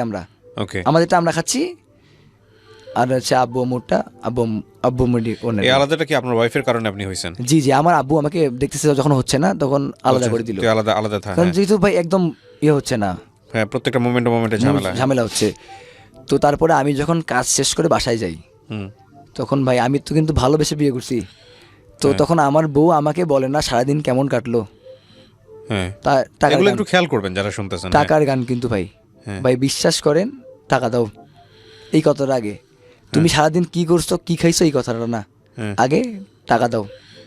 এই জিনিসটা আমার খুব খারাপ লাগতো, যে তুমি জিজ্ঞাসা করো আমি সারাদিন কেমন ছিলাম। আর ভাই ওখানে সব রকম মানে শোরুমের সব রকম কাজ আমি সামলাই। আর দাদুর একটা ম্যাচও আছে, ছাত্রী নিবাস, ওটা আবার সিট বুক টুক দিতে হয়, ওটা মেয়ে আসলে সব কিছু উঠাই দিতে হয়, ওটা দায়িত্ব আমাকে। ওকে। ওটাও মানে বাসা ম্যাচ আর শোরুম 3টা দায়িত্ব আমার উপরে। কিন্তু আমরা স্টাফ 4জনই আত্মীয়, আর 2টা দাদা আছে, সবচেয়ে বেশি কাজ করতে হয় আমাকে। ওনাদের বেতন 15,000 টাকা করে মাসে, আর আমি তো ছোট, কিন্তু কাজ সবচেয়ে বেশি করতে হয় আমাকে। সম্পর্কে দাদা হইলেও কিন্তু ভাই যখন মানুষ মানে টাকা দেওয়ার বেলায় কিন্তু কোনো সম্পর্ক নাই, ওই সপ্তাহ শেষে 1500 টাকাই। যখন ওয়াইফ ছিল মাঝে মাঝে 1600 দিত, 1800 টাকা দিত। এই যুগে এগুলাটা কিন্তু কিছু না, খেতেই শেষ। তবুও মানে প্রতিদিন আর কি হয়েছে ব্যাটারিতে পানি করে দিই, মানে যখন গাড়ি বিক্রি হয় বকশিসের টাকা দেয়। আচ্ছা। তো প্রতিদিন মানে 200-300 টাকা পকেটে হয়, এই জন্য আর কি ওখানে কাজটা আমি টিকে আসি। এমন দিন আছে 400 টাকা মানে বকশিস, 3টা গাড়ি সবাই 100 টাকা করে দিচ্ছে, এসিড করতেছে 100 টাকা দিচ্ছে, 200-300 টাকা পকেটে আসে, মাঝে মাঝে আসে মাঝে মাঝে আসে না, এইভাবেই চলতেছে। কিন্তু ওই রাত হলেই ফেরার পরেই ওই যে টাকার গান, যদি আমি টাকা মানে সব টাকা আমি তার হাতে দেবো, আমার মা দিতে হবে, নানি আছে। আচ্ছা। তো এইদিকে আবার আমার খেলার জন্য আমি চুপচুপ করে টাকা রেখে দিই, ওটা করলেই ঝগড়া শুরু। মানে ভাই প্রত্যেকটা দিন কাজ করার পরেও তার সাথে আমার রাত্রে হলে ঝগড়া। আচ্ছা। যে কোনো একটা ব্যাপার হোক। আর আমি কিন্তু খুব শাসনে রাখতাম, এটা সত্যি কথা, আমি খুব শাসনে রাখতাম যে সবসময় পর্দা করতে হবে, কোনো পুরুষ মানুষের সামনে যাওয়া যাবে না। এই যে পর্দা করার কথা বলেছেন, এটা কি তার কালচারে ছিল? মানে সে কি করতো আগে মানে তার ফ্যামিলিতে ছিল কিনা? এটা না ছিল, কিন্তু অতটা মানে সে অতটা আগে পর্দা করতো না। আচ্ছা। মানে বাইরে গেলে মানে ছেলেদের সামনে আমি বলছি যে যাওয়া যাবে না, আর বাইরে গেলে আগে থেকে বোরখা পরে যেত, তারপর হয়তো মুখটা খোলা থাকতো। তো আমি একদম তো এদিক দিয়ে খুব হার্ড, মানে কোনো মানে পর্দা করতে হবে দিতাম না। আর বাসায় সারাদিন সপ্তাহে 1 দিন নিয়ে ঘুরতাম, শুক্রবার। ওকে। ওর যেমন চাচাতো ভাই যদি যারা আছে ওদের সামনেও বলছি যে ওদের যারা ভাই আছে তাদের বাসায় যাইতাম না আমি, বাইরে গেলে সামনে আসা যাবে না, মানে এইরকম একটু শাসনে রাখতাম। এই জিনিসটা আবার পছন্দ করতো না ওরা। ওকে। তারপর ওনার আম্মু বা ও এটা পছন্দ করতো না, যে এটা কেন করো তুমি। আচ্ছা, আমি এত কনজারভেটিভ কেন? হ্যাঁ কেন, কিন্তু বউ তো আমার কথা আমার বউ আমি দেখবো। তো এই দিক দিয়ে তারা মানে আমার উপর নারাজ ছিল, বাবা মা বলুক, কারণ আমি এত হার্ড কেন। আচ্ছা। তারপর তারপরে ভাই আলাদা হইলাম। প্রতিদিন আমাদের রাত্রে ঝগড়া। আমি কাজ থেকে আসি ভাই সকাল 9টার দিকে যাই। আমি ক্রিকেট খেলা এসি রুম বাদ দিলাম, ক্রিকেট খেলা বাদ, আমি পড়ালেখা বাদ দিলাম ওর জন্য। ওর জন্য আমি মানুষের চা পানি উবাচ্ছি, সব রকম কাজ হচ্ছে আমাকে। দাদুর শোরুমেই সব রকম কাজ করতে হচ্ছে, 6,000 টাকা চাকরি করতেছি। রাত চললে ভাই ঝগড়া, মানে এটা কন্টিনিউ প্রতিদিন। ঝগড়া মানে কি শুধু ঝগড়াই হতো নাকি গায়ে হাত তোলাতুলি হতো? মারামারি হতো দুজনে, দুজনে মারপিট, দুজনকে মারতেন? এটাই। আচ্ছা, তারপর এই বিয়ের কয়দিন পরে আপনারা দুজনের গায়ে হাত তুললেন? প্রথম 6-7 মাস অনেক ভালো ছিল, তারপরেই হচ্ছে মারামারি শুরু। হ্যাঁ। তারপর তো মানে ওর মূল কথা হচ্ছে একটাই, যে ও এখানে ওর আব্বু আম্মুর সাথে থাকতে হবে না। মানে যা হচ্ছে সব এই কারণেই হচ্ছে, মানে যেগুলো হচ্ছে সব এই কারণেই। আর আমি কিন্তু ভাই সব টাকা ওর হাতে দিয়ে দিতাম। আচ্ছা, তাও আমি যেন শান্তি থাকি, কারণ আমি তোকে বিয়ে করছি না, ওর দায়িত্ব আমি নিছি না, ওকে তো আমাকে চাইতে হবে। ওকে। ওকে আমি বাইরে নিয়ে যেতাম, ঘুরতে নিয়ে যেতাম, রেস্টুরেন্টে নিয়ে যেতাম, যা চাইতো মানে যতটুকু সামর্থ্য ওটা দিতাম। সব দিতে পারতাম এটা বলবো না, আমার যতটুকু সামর্থ্য দেওয়ার ততটুকু দিতাম। তারপরে ঝগড়া চলতেছিল, তারপরে ওরা আমি মাঝে মাঝে আবার আব্বুকে বলতাম যে এরকম। তখন আব্বু বলছে বাবা তোমাদের ওটা আমাকে মানে তোমাদের মধ্যে ওর আব্বু পরে শাসন করতো, আর ওটা মীমাংসা করে নেওয়া উচিত আমাকে না জানিয়ে শাসন। আর হচ্ছে ভাই সবচেয়ে মেজর প্রবলেম ছিল একটাই, সে আমার আম্মুকে গালি করতো, নানিকে, মানে কেউ কিছু বললেই ওটা। সে যে খারাপ আমি এটা বলবো না, সে আমাকে অনেক ভালোবাসে, কিন্তু সে আমার চাইতে তার পরিবারের মানুষজনকে 1000 গুণ বেশি ভালোবাসে, আর সে তাদের পরিবার ছাড়া থাকতে পারবে না।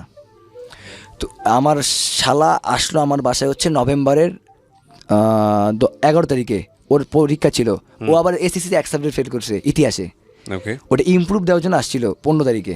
আর আমার বউ কিন্তু আসার পরেই তার মানে যে লাকেজ, মানে ও মূলত আসছে ওর ভাইয়ের পরীক্ষা দেওয়ার পরে ওর ভাইয়ের সাথে চলে যাবে। আর আমি একটা মানে একটা ট্রাই নিলাম, যদি থাকতে রাখতে পারি। ওর আব্বুর পা ধরে কিন্তু আমি ওকে নিয়ে আসছি পরের বার ঝামেলার পরে। তো আসার পরের দিন ওর লাকেজ গোছাইছে, ওর ভাইয়ের আসলে পরীক্ষার পরে চলে যাবে। ওরা আমাকে বলছে যে আমি এখানে থাকতে পারবো না তোমার এত শাসনে। মানে ও একটা ফোন চাইতো, ফেসবুক মানে ইউটিউব চালাবে, ফেসবুক না হলে ইউটিউব চালাবে, ফোন চাইতো, সিম চাইতো, আমি ওর ব্যবহার করতে দিতাম না, মানে ওর কোনো ফোন চাইতে দিতাম না। মাঝখানে আমার ফোনটা দিয়ে দিয়েছিলাম সিম ছাড়া, যে তুমি ইউটিউব দেখো। মানে যেই 3 মাস ওকে নিয়ে আসলাম পরে, ওই 3 মাস ওকে আমার ফোনটা দিয়েছিলাম সিম ছাড়া, তুমি ইউটিউব দেখো। মানে ও বলতো যে আমি একাই বাসায় কী করবো, আবার আম্মুর সাথে ওইভাবে কথা বলে না তো, একটা ঘরে মনে করি অনেক সময় টিভি দেখে না এরকম, মানে একাই ও বোরিং ফিল করে আর কি। আর ওর বাসায় তো সবাই আছে, মানে ওর 2টা বোন আছে, ছোট বোন 2টা বাসায় আছে, ছোট ভাই সাকিব আছে, ওর 2টা মেজো মা ছোটো মা আছে, দাদি আছে, পাশে বাসায় খালাদের, মানে আমোদ ফুর্তিতে থাকতো। কিন্তু এখানে আসার পরে ফুললি তো এগুলো হচ্ছে না বাসায়। আমি তো সারা 9টার দিকে যাচ্ছি, রাত 11টার দিকে আসতেছি। 9টা থেকে 11টা পর্যন্ত ভাই আমি সম্পূর্ণ কাজের উপরে, বিশ্বাস করবেন আপনি, কারণ সব কিছু চাইতে হচ্ছে আমাকে কাজের উপরে। এখন কাজ করে এসে যদি আমি তার সাথে ঝগড়া করতে হয়, মাঝে মাঝে গায়ে হাত তুলে দিই, যে কারণ কাজ থেকে আসছি ভাই, কিন্তু বুঝতেছে না। আর সবসময় টাকা ভাই, এটা কিন্তু ভালো লাগে না ছেলে মানুষদের। তারপর সে বুঝতে হবে যে আমি তো ওখানে ভাই গিয়ে কি আমি ওখানে বসে আছি, কাজ করতে হচ্ছে, আর কাজ না করলে কি আমাকে টাকা দিবে? ওটা আমার দাদুর শোরুম, আমি বারবার বলছি, কিন্তু টাকার বেলায় সম্পর্ক কোনো কাজ করে না, টাকা এমন একটা জিনিস। তারপরে আমার শালা 11 নভেম্বর আমাদের বাসায় আসে। আমার বাসায় আসে বলে আমি তাকে জানাই সব কিছু, বলে আমি কি করব, তোমরা তো আমাকে জানাই এগুলো করো নাই, এখন তোমরা বুঝো। সে আমাকে বলতেছে ফ্রেন্ড হয় ওর আসার পরেই আবার ওর সাথে কিন্তু আমার অনেক মানে হচ্ছে, ও বলতেছে আমি ভাইয়ের সাথে যাবো, আমি বলছি তুমি ভাইয়ের সাথে গেলে আমি তোমাকে আর নিবো না, এইটা নিয়ে ঝগড়া চলতেছে। ওর ভাই আসার পরে ওর সাথে আমার মারামারি ওর ভাইয়ের সামনেই। ওই যে আবার বলতেছে মানে মানে ওই জন্য ওর পরীক্ষা, আমি ওকে নিয়ে ঘুরতেছি, ওর পরীক্ষা তো ওকে নিয়ে ঘুরতেছি, এই জন্য ওর সাথে আবার ঝগড়া, যে আমার ভাই পরীক্ষা দিয়ে আসছে, তুমি নিয়ে ঘুরতেছো কেন? আমি বললাম সারা দিয়ে আমার শোরুমে গিয়ে একটু পড়বে, মানে আমার শোরুমের ভিতরে কিন্তু ভাই চেম্বার আছে, যে ওখানে পড়বে, আমরা একসাথে থাকবো, ওখানেই পড়বে। ও বলছে বাসায় পড়ুক। আমি বললাম না সমস্যা নেই, পাঠাই দাও, ওখানে আমরা একসাথে পড়বো। তখন ও বলছে আমার ভাই থাকলেও কি তোমার সমস্যা, মানে নেগেটিভ সবসময়। তারপর কি হলো, কি করলেন? তারপরে ও 15 তারিখে ওর পরীক্ষা হলো। তখন আমার শ্বশুর ফোন দিয়ে বললো যে আচ্ছা বাবা, যেহেতু আমার মেয়ে থাকতে যাচ্ছে না, ওকে পাঠিয়ে দাও, পরেরটা পরে দেখা যাবে। তারপর তো আমি তো এটা শুনে কান্নাকাটি শুরু করলাম, মানে আমি বুঝাচ্ছি না আর কি, কান্নাকাটি করতেছি।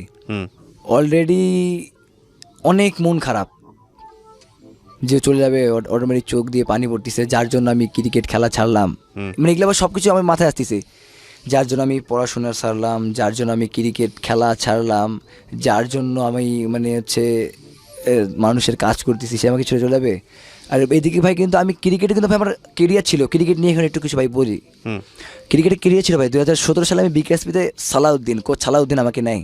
আমি কিন্তু ভাই না দেখে বল করি, লেগ স্পিন বল করি না দেখে। সে সময় ভাই আমি দেখে বল করতে পারতাম না, তো আমাকে সালাউদ্দিন স্যার নেয়। কিন্তু ভাই কপাল এতই খারাপ যে সব ঠিকঠাক করার পর ভাই আমার দাঁত 32টা, আমাকে ওভারেজ দিয়ে দেওয়া হয়। আচ্ছা 1 লাখ থেকে 120 জন নিয়েছিল আমাদেরকে বিকেএসপিতে 2017 সালে। বিকেএসপি 7 দিনের ক্যাম্পে, মেইন ক্যাম্পে আমরা চান্স পাই। আপনি খেলেন ভালো তার মানে, রাইট? আল্লাহর রহমতে ভাই ওই যে মানে বিকেএসপিতে গিয়ে অনেক ভালো ট্রায়ালটা দিয়েছিলাম, আচ্ছা। নিয়ে টিকে গেছি। ওকে, যাই হোক, কী হলো তারপরে আপনার? এটার সংসার জীবনের গল্পে আসি, তারপর কি হলো?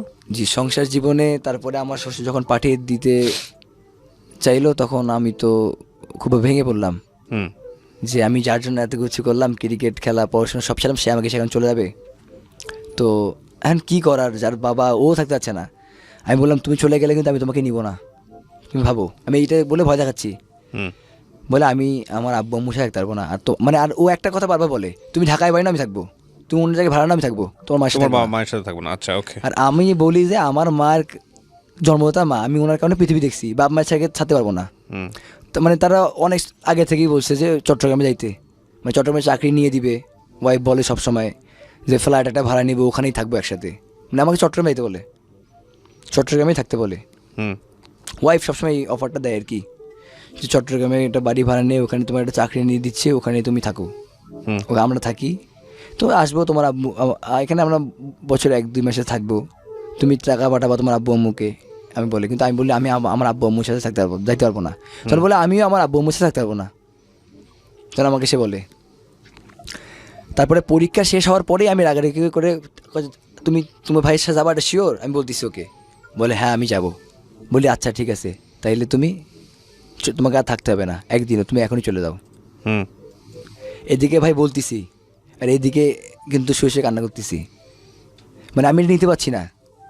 মানে এই যখন চলে যাবে, তো যখন বাসে আমি ওকে দুজনকে নিয়ে শ্যামলী বাসে টিকিট কেটে দিলাম। জি, তারপর? কেটে দেওয়ার পরে ওদের বাস 5টা 30 ছাড়লো ঢাকা বাস স্ট্যান্ড রংপুর থেকে, মানে coach stand Dhaka bus stand Rangpur. Okay, ওখান থেকে উঠাই দেওয়ার পর আমি ওদের সাথে যাচ্ছি মডার্ন পর্যন্ত। আমার চোখ আমি পানি আটকে রাখতে পারছি না, মানে আমি অনেক শেষ টাইমে আর তার সাথে আমি কোনো কথা বলার সুযোগ পাইনি, মানে আমার বোবা হয়ে গেছে, আমি ভিতর থেকে কোনো কথা আসতেছে না। ও যে চলে যাচ্ছে একবার, এটা কি আপনি জানতেন? হ্যাঁ, সব তো বলতেছেই, ও আর ফিরবে না, থাকবে না, এরকম একটা ওরা অবস্থা? ও আমাকে আগেই বলে দিচ্ছে সব। আচ্ছা, তারপর? সে যাচ্ছে, মানে আমি ওর সাথে বাসে লাস্ট টাইমে কোনো কথা বলতে পারিনি, মানে অলরেডি বোবার মতো হয়ে গেছি, কোনো কথা আসতেছে না, মানে শুধু চোখ দিয়ে পানি পড়তেছে। তো আমি যখন মডার্নে যখন ভাই আমি নামলাম, ওকে ছুঁয়ে যখন চলে যায়, আমার বিশ্বাস করবেন না আপনি, মানে আমার কলিজাটা ফাটে যাচ্ছে। মানে সে চলে যাচ্ছে, এখন যে চলে যেতে চায় তাকে তো জোর করে রাখা সম্ভব না। তাকে আমি ভাই ভালোবাসি বিথাই কিন্তু এই সব করছি, আমি তার কথা মতো চলে যাওয়ার, সে 15 নভেম্বর চলে গেছে। যাওয়ার পরে আমি ফোন একবার কি 2বার শুধু কথা হয়েছে, মানে ওই যে টাকা চাইছে, যে তুমি আমাকে টাকা দিতে চাইছিলা, যাওয়ার আগে কিছু টাকা দিতে চাইছিলাম, তো ওই টাকা দিয়ে নাকি ফোন কিনছে। ও ফোন কিনছে, আগের সিমটা চালু করছে, এই জন্য আমি ওকে আন্টিকে ফোন দিলাম, ওর আন্টিকে, যে আন্টি দেখেন ও তো আমার ওয়াইফ, এখনও কিন্তু আমাদের মধ্যে কিছু হয়নি, ও ফোন কিনলো, সিম ব্যবহার করছে আগেরটা, আসলে কি আমি কিছু বুঝতেছি না, ও কি সংসার করার ইচ্ছা নাই? মানে ওর আম্মুকে ফোন দিচ্ছি, ওর আব্বুকে ফোন দিলে বলতেছে যে আমি ব্যস্ত, পরে ফোন দিব, পরে ওর আব্বু কোনো ফোন দেয়নি আমাকে। ওর আম্মুকে ফোন দিলেও মানে উল্টাপাল্টা কথা। মানে এমনিতে অনেক ভালো বসছে, কারণ মেয়ে যখন বসছি যে ওনারা ছেলের সামনে মারধর করছি, তো এখন মেয়েকে যেহেতু করছি, তো সেক্ষেত্রে একটু রাগ হওয়ার কথাই। তো যাওয়ার পরে আমি আন্টিকে এগুলো বলি, বিচার দিই যে ও নতুন ফোন কিনলো, সিম ব্যবহার করতেছে, ও তো আমার ওয়াইফ, তো আমাকে সাথে তো এখন কিছু হয়নি, তো এগুলো করা তো ঠিক হচ্ছে না, তার উচিত হচ্ছে না।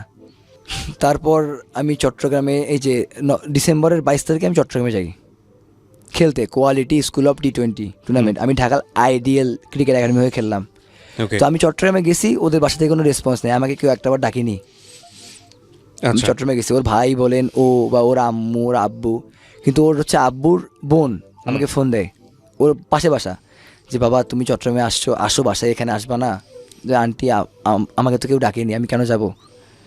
আর ওর একটা বোন আছে চট্টগ্রাম শহরে থাকে, ওটা আন্টির মেয়ে, ওর আব্বুর বোনের মেয়ে, ও অনেকবার ডাকছে। এই দুজন ব্যতীত আমাকে আর কেউ ডাকেনি চট্টগ্রামে যাওয়ার পরে।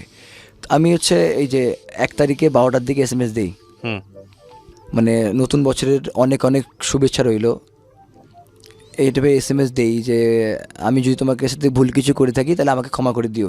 এই যে কয়দিন আগে? মানে এই 1 তারিখে 12টার দিকে, হুম মানে 31st নাইটের রাত্রে 12টার দিকে, ক্ষমা করে দিও আমাকে যদি তোমার কাছে ভুল কিছু করে থাকি। আর আমি অর্থাৎ তুমি তোমার মতো ভালো থাকো সারা জীবন, এটা SMS দিছি। হুম। কারণ তার সাথে আমার বর্তমানে কোনো যোগাযোগ নেই।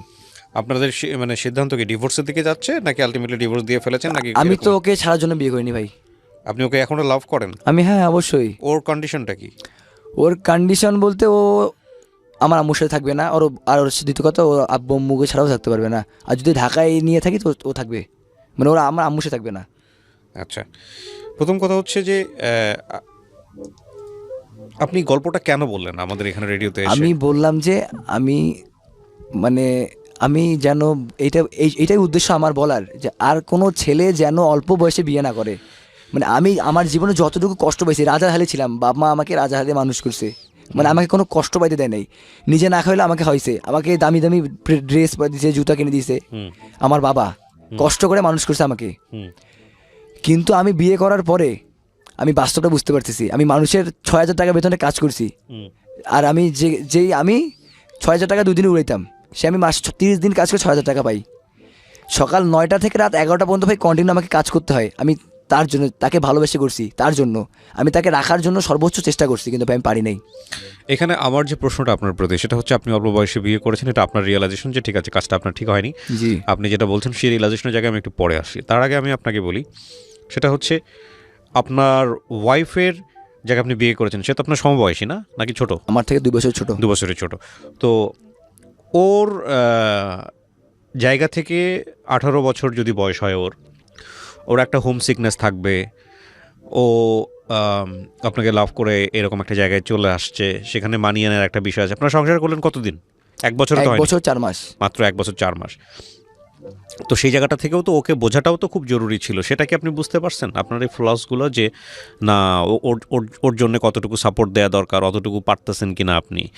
প্লাস হচ্ছে হলো, কারণ মেয়েরা বিয়ে হওয়ার পর তো তার নিজের একটা জগৎ তৈরি করার চেষ্টা করে, সেই জগতে কারো এন্ট্রান্স নাই। সেই জগৎটা নিজের মতো, সেই সংসারটা নিজের মতো। আপনার বাবা তো চেষ্টাও করছিলেন আপনার ক্ষেত্রে যে না ঠিক আছে তোমরা আলাদা থাকো, নিজের সংসার করে নাও। জি, তারপরেও কি সমস্যা ছিল, মানে কি কারণে ঝামেলাটা হলো? মায়ের শুধুমাত্র মাকে ইস্যু করে? মাকে ইস্যু করে, আর মানে একটাই কারণ, ও থাকতে পারবে না এত দূরে ওর আব্বু আম্মু ছাড়া। তো ঠিক আছে থাকেন আপনি, ওকে স্পেস দেন, ও চিটাগাংয়ে থাকুক কিছুদিন, একটু অ্যাডজাস্ট করতে তো সময় লাগবেই। তাহলে আপনার থাক আপনি সেই আমি সুযোগটা কেন কিন্তু ভাই দিচ্ছেন না? কন্টিনিউ ফোন দেই, যদি আমার শাশুড়িকে ফোন দেই তো বলে ও ঘুমাচ্ছে, কথা বলতে চাই, সুযোগ পাচ্ছি না। না, ঘুমাচ্ছে আপনার শাশুড়িকে ফোন দিলে এটা শাশুড়ির প্রতি মনক্ষুণ্ণ হওয়ার কিন্তু কোনো সুযোগ নেই। দেখেন আপনার বয়সটা 20-21 বছর এখন, না? আপনি আরও যখন সময় যাবে তখন আপনি বুঝতে পারবেন যে এই ঘটনাগুলো কেন ঘটে। সন্তান যদি না চায় আপনার সঙ্গে কথা বলতে, সেখানে মা হয়ে আপনার জন্য তো কিছুই করতে পারবে না। জোর করবে না, এটা হচ্ছে বিষয়। মূল বিষয়টা হচ্ছে যে উনি যদি সাপোর্ট না করেন, আপনার ওয়াইফ যদি সাপোর্ট না করেন, আপনার শ্বশুর শাশুড়ি, আপনার বন্ধু বা আপনার সম্বন্ধী তাদের সাপোর্ট করে কোনো লাভ আছে? লাভ নেই। না। তো বিষয়টা তো আপনার ওয়াইফের কাছ থেকে আসতে হবে। এখন কিন্তু ভাই সে তো আমার বিবাহিত ওয়াইফ, সে তো স্টিল তার সে আপনার এখন। বিবাহিত ওয়াইফ। তো আপনি জি। জান নাই কেন আপনার ওয়াইফ চলে যাওয়ার পর আপনি জান নাই কেন আপনি শ্বশুর বাড়িতে? জি, জান নাই কেন? নিজে চলে যেতেন, দাওয়াত আপনাকে না দেখ, আপনার তো অধিকার আছে, আপনি চলে যেতেন, সরাসরি ঢুকে পড়তেন বাসার মধ্যে, আপনাকে ঘাট ধরে বের করে দিত, তারপরে বুঝতাম একটা ইস্যু আছে। সেটা তো করেন নাই। না আমি সেটা করিনি। খেলার পর তো কেন আমাকে করেন নাই? আমি ওখানে যেতাম, কিন্তু ওখানে আমার রংপুরে ওই না, আমার প্রশ্ন- খেলার শেষে, জি, আপনি যে বহুবার চেষ্টা করছেন তার মানে আপনি তাকে মিস করেন, আপনি তাকে লাভ করেন। হ্যাঁ। হ্যাঁ, আপনি স্টিল তাকে লাভ করেন, এ ব্যাপারে কোনো সন্দেহ নাই। কিন্তু কথা হচ্ছে যে আপনার বউ সেখানে আছে, সে যে অবস্থায় থাকুক, মানে সে আপনার ফোন ধরতেছে না বা যাই হোক না কেন, আপনি সরাসরি চলে যান তার বাসায়। যাইনি এটার মেন কারণ যদি আমি বলি তো ওর সিম খোলার কারণ, আর নতুন ফোন না কারণে আমি যাইনি। অভিমান করে যান নাই? ও কেন আমাকে, মানে ও কেন ফোন ইউজ করতেছে, আগের সিমটা কেন খুলছে, এই জন্য আমি যাইনি। মানে আপনিও কোনো কারণে অভিমান করে যান নাই? জি, এইটাই মূল কারণ। ও কেন ফোন, ওর আগের সিমটা কেন খুললো, এইটাই ওর সাথে আমার সবচেয়ে বড় রাগ। এখানে আমি কিছুই বলবো না, আমি শুধু এতটুকুই বলবো যে এই অভিমান জিনিসগুলো দুইটা পরিণতি হতে পারে অভিমানের। একটা হচ্ছে অভিমান করতে করতে করতে করতে সম্পর্কের মধ্যে থার্ড পার্টির এন্ট্রি, কোনো একজন কেউ ঢুকে গেল, এটা ওর লাইফেও হতে পারে, আপনার লাইফেও হতে পারে, কারণ আপনারা এখনও অনেক ইয়াং। সেটা একটা ডিজাস্টার করে দেবে সম্পর্ক, যদি খুব নেগেটিভলি চিন্তা করি। অথবা আরেকটা যেটা হতে পারে সেটা হলো যে অভিমান করতে করতে করতে করতে যেহেতু দূরত্ব, সেই জায়গা থেকে একটা সময় একজন আরেকজনকে ভুলে যাওয়ার চেষ্টা করবেন, এবং সেটা হয়তো বা ও বিজি হয়ে যাবে ওর মতো, আপনি বিজি হয়ে যাবেন আপনার মতো, সেটাও হতে পারে। আমি নেগেটিভগুলো আগে বলতেছি। আর পজিটিভলি যদি বলি, তাহলে আপনাদের দুজনের প্রতি যদি লাভ থাকে, রেসপেক্ট থাকে, তাহলে ডেফিনেটলি এই ডিস্টেন্স বা অভিমান একটা সময় ভুলে গিয়ে আপনারা কাছাকাছি আসবেনই। আপনারা যেহেতু বিয়ে করতেছেন, সংসার করতেছেন, এখনও দুজনকে চান, বিশেষ করে আপনি তো চানই। আমি তো তার জন্যই সবকিছু করলাম। সুতরাং আমি নেগেটিভ কিছুই বলতে চাই না, আমি বরং দোয়া করি আপনাদের সংসারটা ভালো হোক, টিকে থাকুক। হ্যাঁ, তবে এটা ঠিক যে রিয়েলাইজেশনের জায়গাটা, কিছু কিছু জিনিস যেমন ভালো, যেমন আমার কাছে ভালো লেগেছে যে আপনি ক্লাস 8 পাস করতে পারলেন না, যাই হোক না কেন লেখাপড়া ঘাটতি দিয়ে হলো, কিন্তু বিয়ের পরের দিন থেকে আপনি সাংসারিক হওয়ার চেষ্টা করছেন, আপনি পয়সা রোজগার করার চিন্তা করছেন, এগুলো খুব ভালো।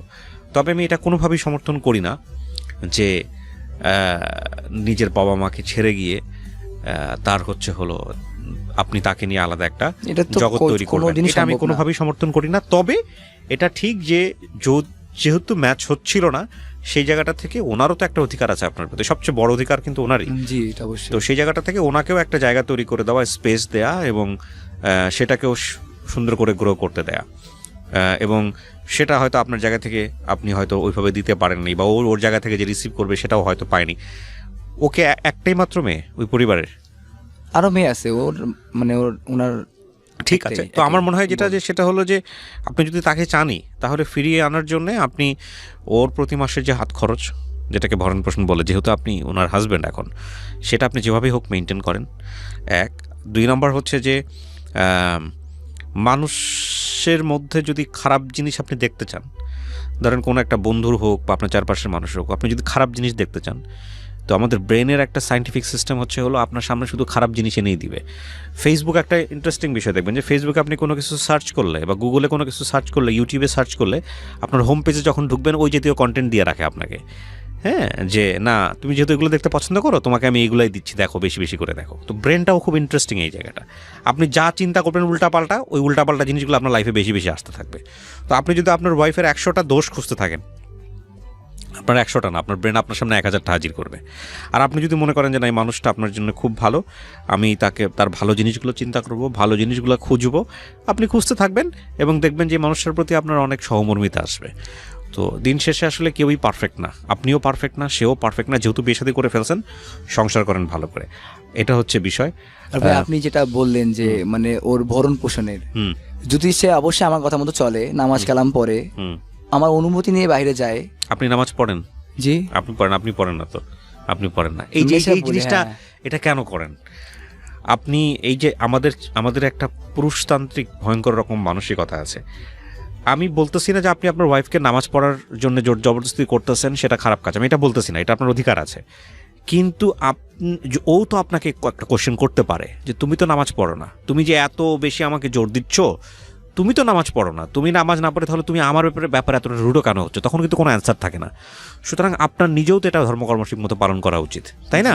আপনি বিয়ে করলেন মানে হচ্ছে পরের দিন থেকে আপনি অধিকার ফলাতে যাচ্ছেন, সেটা যে কোনো জায়গা থেকে, হ্যাঁ ঠিক আছে, পারফেক্টলি আপনি অধিকার ফলাতে পারেন, কিন্তু সেই প্র্যাকটিস যদি আপনার মধ্যেও না থাকে, মানে আপনি যেমন ইচ্ছা আপনি মেয়েদের সঙ্গে কথা বললেন, যেমন ইচ্ছা আপনি বন্ধুদের সঙ্গে ঘুরলেন, অথচ তার বান্ধবীর সঙ্গে আপনি তাকে কথা বলতে দিচ্ছেন না। আমি একটা এক্সাম্পল দিচ্ছি, তার ফ্রেন্ড সার্কেলের সঙ্গে সে মিশতে পারতেছে না, সে একটা বন্দি জীবন কাটাচ্ছে, এটা তো আপনি পারবেন না। মানে যেটা আপনি প্র্যাকটিস করতে পারেন না, সেটা আপনি সে কি কেনা গোলাম নাকি? আপনি তাকে জোর করে কেন চাপাতে যাবেন?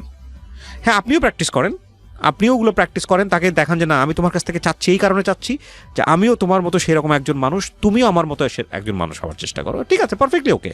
সে বাইরে গেলে আমার অনুমতি যদি যায়, সে যদি ফোন ব্যবহার না করে, তাহলে আমি অবশ্যই তার ভরণ পোষণ দিব। আর ওখানে যে আমি আরেকটা কথা বলি আপনাকে, ফোন ব্যবহার করার জায়গায় আপনি একটা আতঙ্কে আছেন। আতঙ্কটা কি? ফোন ব্যবহার করলে অন্য কারোর সাথে সম্পর্ক করে ফেলে কিনা, বা অন্য কোনো ছেলের একটা আগে তো অনেক ছেলে ওই নম্বরে ফোন আসতো না, ওটা যে মানুষটা এই কাজটা করবে, এটা আপনি বয়সে রিয়েলাইজ করতে পারবেন না। যেই মানুষটা এই কাজটা করবে, যে অন্য কারোর সাথে সম্পর্কে যাবে বা অন্য কাউকে জীবনে রিসিভ করবে, তাকে ফোন ব্যবহার বন্ধ করতে দিলেও সে করবে, ফোন ব্যবহার না করতে দিলেও সে করবে।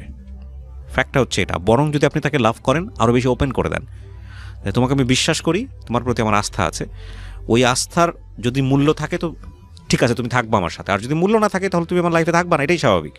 দেখেন, আমি মনে করি যে আপনাদের জায়গাটা অনেক বেশি নতুন, মাত্র 1 থেকে 1.5 বছর, 1 থেকে 1.5 বছরের সংসার জীবনে এগুলো কিছুই না, একদম এন্ট্রি পর্যায়ে। আর আপনার যেহেতু বয়স একেবারেই টিনেজ, সেই জায়গা থেকে আপনি রিয়ালাইজই করতে পারবেন না যে আপনি আসলে যেগুলো করতেছেন সেগুলো আসলে পারফেক্টলি ওকে না, সেটার জন্য আপনাকে আরও অনেক সময় পার করতে হবে। তবে হ্যাঁ, যেহেতু আপনারা দুজনকে লাভ করেন, আপনার বাপ মারা খুব ওয়াইজলি ডিসিশন নিছে, এ ব্যাপারে কোনো সন্দেহ নাই, এবং সেই জায়গাটা থেকে সংসারটাকে সামনের দিকে নিয়ে যাওয়াটাই উচিত।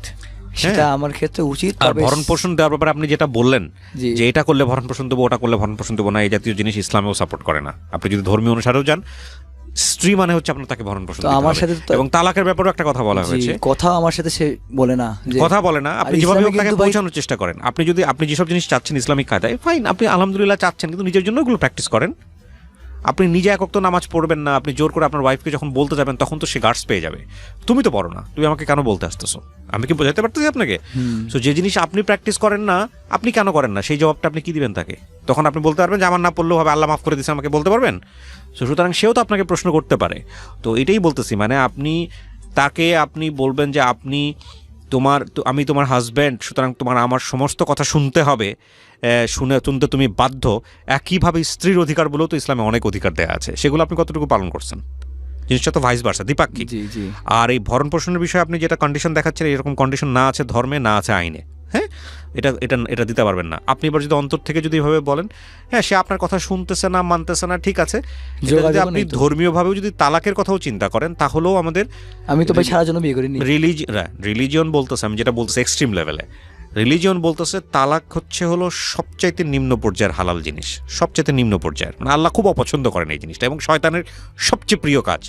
শয়তানের সবচাইতে প্রিয় কাজ হচ্ছে যে স্বামী স্ত্রীর মধ্যে সম্পর্কের অবনতি ঘটানো এবং তালাক পর্যায়ে নিয়ে যাওয়া, এবং আল্লাহ এটা খুব অপছন্দ করেন। আমাদের একটা কোরআন শরীফে একটা সূরা আছে, সূরা তালাক। যেহেতু আমি ধর্মীয় বেত্তা নই, আমি অত বিশাল জিনিস জানি না, বাট তারপরেও বলা হচ্ছে যদি তালাক দাও তাহলে প্রচুর পরিমাণে ধন সম্পত্তি দিয়ে দাও, প্রচুর পরিমাণে ধন সম্পত্তি দিয়ে তালাক করো, মানে এত বেশি দাও যাতে করে তার কোনো চিন্তা করতে না হয়।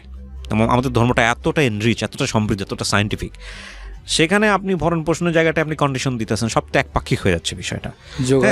হ্যাঁ, তো আমার মনে হয় যে ঠিক আছে, ডিস্টেন্সটা খুব ভালো হয়েছে। এখন আপনি একটু ঠান্ডা মাথায় আপনার জায়গা থেকে চিন্তা করেন যে আসলেই আপনি তাকে চান কিনা। আর কখনোই আমি তাকে চাচ্ছি ভাই, সে আমাকে চাচ্ছে। শুধু চাওয়া মানেটা অন্তর থেকে চাওয়া না, চাওয়া মানে হচ্ছে প্র্যাকটিসের মধ্যে চাওয়া মানে হচ্ছে যে সে যে জায়গাগুলোতে আপনি কম্প্রোমাইজ করতে পারবেন না, ধরেন সে তার আপনার মাকে নিয়ে যে সমস্যাটা হয়েছে, বউ শাশুড়ির সমস্যাটা, সেটা হয়তো আপনি মিটিগেট করতে পারবেন না, সেটা হয়তো আপনি ঠিক করতে পারবেন। আমি ওর বাসায়, কিন্তু আপনাকে নিয়েও অনেক সমস্যা তার ছিল, যেগুলো আপনি হয়তো বা জানেন। গল্পটা আপনি বলতে যখন গেছেন তখন গল্পটা একপাক্ষিক বলা, সে থাকলে সে আপনার সম্পর্কে 100টা কমপ্লেইন করতো, অবশ্যই করতো না? অবশ্যই। তো আমার জায়গা থেকে আপনি যদি তাকে লাভ করেন, আপনি সেই জায়গাগুলো কারেকশন করেন। কখনোই একটা মানুষের কাছ থেকে অতটুকু এক্সপেক্ট করা উচিত না যতটুকু আপনি তাকে দিতে না পারবেন। আমি তাকে বাসায় রাখতে, মানে সম্পর্ক থাকা অবস্থায় আমি তাকে বাসায় রাখবো না ভাই, সে আমার ওয়াইফ, ওইভাবে রাখতে পারবো না। যদি ওকে চলে আসতে হবে। কেন? আমি ওকে বিয়ে করা বউ না আমার, ওইভাবে ওখানে যে যা মন চাই করে বেড়াবো, ওটা হবে না। না, ওইটা হবে না, ঠিক আছে, কিন্তু আপনার কাছ থেকে তো গেছে, আপনি গিয়ে নিয়ে আসেন, ওকে চলে আসতে হবে, এই টেন্ডেন্সি থেকে বের হন। এই যে বিয়ে করা বউ, এই যে দেখেন, আমি আপনার একটা কথা বলি, দেখেন এই যে চিন্তা ভাবনাটা, এটা আসলে ওর চিন্তা না, কিন্তু এটা কিন্তু আমাদের পুরুষতান্ত্রিক সমাজের একটা ভয়ঙ্কর রকম বাজে চিন্তা। এই যে বিয়ে করা বউ মানেই হচ্ছে ভয়ঙ্কর রকমভাবে তার উপর আপনার একটা অধিকার চর্চা করবেন, আপনি করতে হবে, এটা করতে হবে, ওটা করতে হবে, এটা কেন? এই চিন্তা থেকে আমরা বেরোতে হবে। সে তো মানুষ, ওর জন্য কাজ করতে হবে, ওকে খাওয়াতে হচ্ছে, ওটা করতে হবেই, ওটাও আমাদের। আপনার খাওয়াচ্ছেন এই কারণে সে আপনার কথা শুনবে শুধু খাওয়ার জন্য? একটা মেয়েকে একটা সংসারে শুধু ক্রিকেট ছাড়ছি, ওর জন্য পড়ালেখা ছাড়ছি, ওর জন্য সকাল 9টা থেকে রাত 11টা পর্যন্ত। আপনি ওর জন্য ছাড়েন নাই, আপনি আপনার জন্য ছাড়ছেন। এই জায়গাটা একটা চিন্তাটা ভুল। আপনি আপনার জন্য ছাড়ছেন, চিন্তাটা ভুল। এই ভুলের জায়গাগুলো যদি আপনি অ্যাকসেপ্ট করতে না পারেন, জীবনে কিন্তু চেঞ্জ আসবে না। কি নাম বললেন আপনার? সাইদ বিন সিমান। সাইদ, এটা আপনি আপনার জন্য ছাড়ছেন, আপনি ওর জন্য ছাড়েন নাই। আমি আপনাকে বোঝাচ্ছি কিভাবে আপনি আপনার জন্য ছাড়ছেন। আপনি একটা মেয়েকে লাভ করছেন, আপনার মতো করে প্রেম করছেন, আপনার মতো করে ভালোবাসছেন।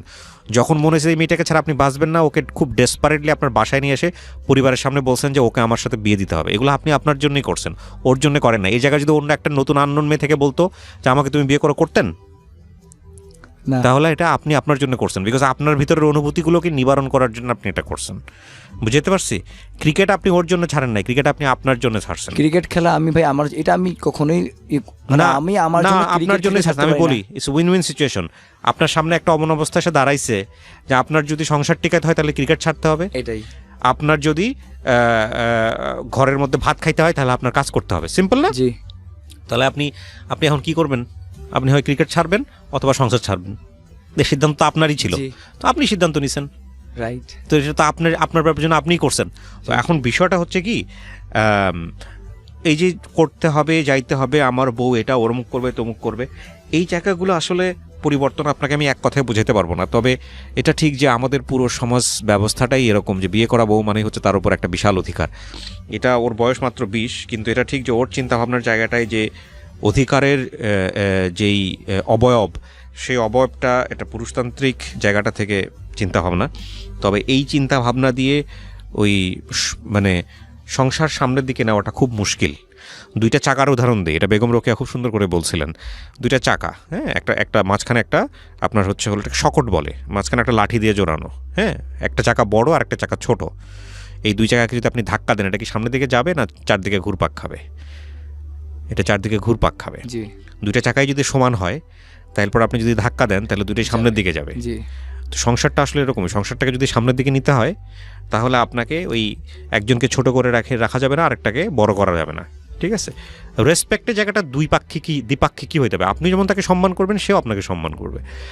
শুধুমাত্র ভালোবাসা দিয়ে যেমন সংসার চলে না, শুধুমাত্র মান অভিমান আর এই মারামারি চিল্লাচিল্লি আর এই হাজব্যান্ড তো ফলানো যে আমি তোমার স্বামী সুতরাং এটা করতে হবে, এটা দিয়েও সংসার চলে না। ঠিক আছে? এখন যদি সে আমাকে ভালোবাসে হ্যাঁ। অবশ্যই সেটা শুনবে, সে যেন বাসায় চলে আসে।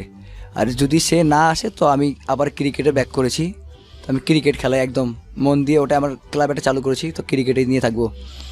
আপনার যেটা করতে ভালো হয় আপনি সেটাই করবেন। বাট আমি আপনাকে একটা কথাই বলতে চাই, মানে সংসার জিনিসটা এটা আপনার ওই ক্রিকেট ম্যাচের মতোই একটা যুদ্ধ। এখানে জিততে হলে খুব ঠান্ডা মাথায় প্রত্যেকটা ব্যাট চালাইতে হয়। যেহেতু ক্রিকেট বোঝেন সেটাই আমি বললাম। হ্যাঁ, জি আমাদের প্রত্যেকেরই সংসার, আমরা কেউ সাধু পুরুষ না বা আমরা কেউ সাধু মানুষ না, আমাদের প্রত্যেকেরই কিছু না কিছু ভুল হয়, কিছু না কিছু ঝামেলা আছে। কিন্তু সংসার বা দুজন মানুষ একসঙ্গে থাকাটা এটা একটা অনেক বড় ব্যাটলফিল্ড। হ্যাঁ, মাত্র 1.5 বছর সংসার করেছেন, জি এটা যখন আরও সামনের দিকে যাবে, আজকের এপিসোডটা প্রচার হবে, আপনার জীবনের কোনো না কোনো পর্যায়ে এটা কাজে লাগবে। আজ থেকে 5 বছর পরে, 10 বছর পরে আপনি আমার এই কথাগুলো শুনেন, দেখবেন যে আমি আপনাকে কি বলেছিলাম সেটা হয়তো আপনি আজকে বুঝবেন না, জি আরও 5 বছর পরে হোক, 7 বছর পরে হোক বুঝবেন।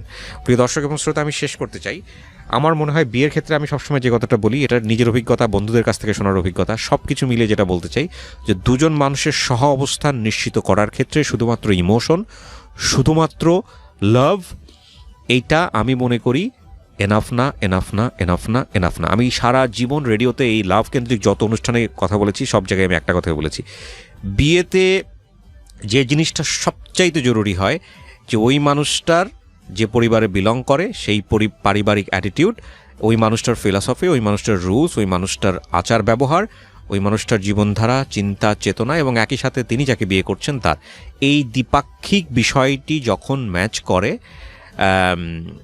তখন আলটিমেটলি বিয়ের ব্যাপারে আমার মনে হয় যে রেজাল্ট ভালো পাওয়ার সম্ভাবনা আছে। নইলে শুধুমাত্র লাভ, শুধুমাত্র ইমোশন, শুধুমাত্র প্রেম, তোমাকে ছাড়া আমি বাঁচব না, তোমাকে ছাড়া আমি নাই হয়ে যাব, এই নাই হয়ে সংসার হয়, শুরু হয়, তারপরে আসলে সংসারটাও অনেক সময় নাই হয়ে যায়। তো আরেকটা বিষয় সেটা হলো দ্বিপাক্ষিক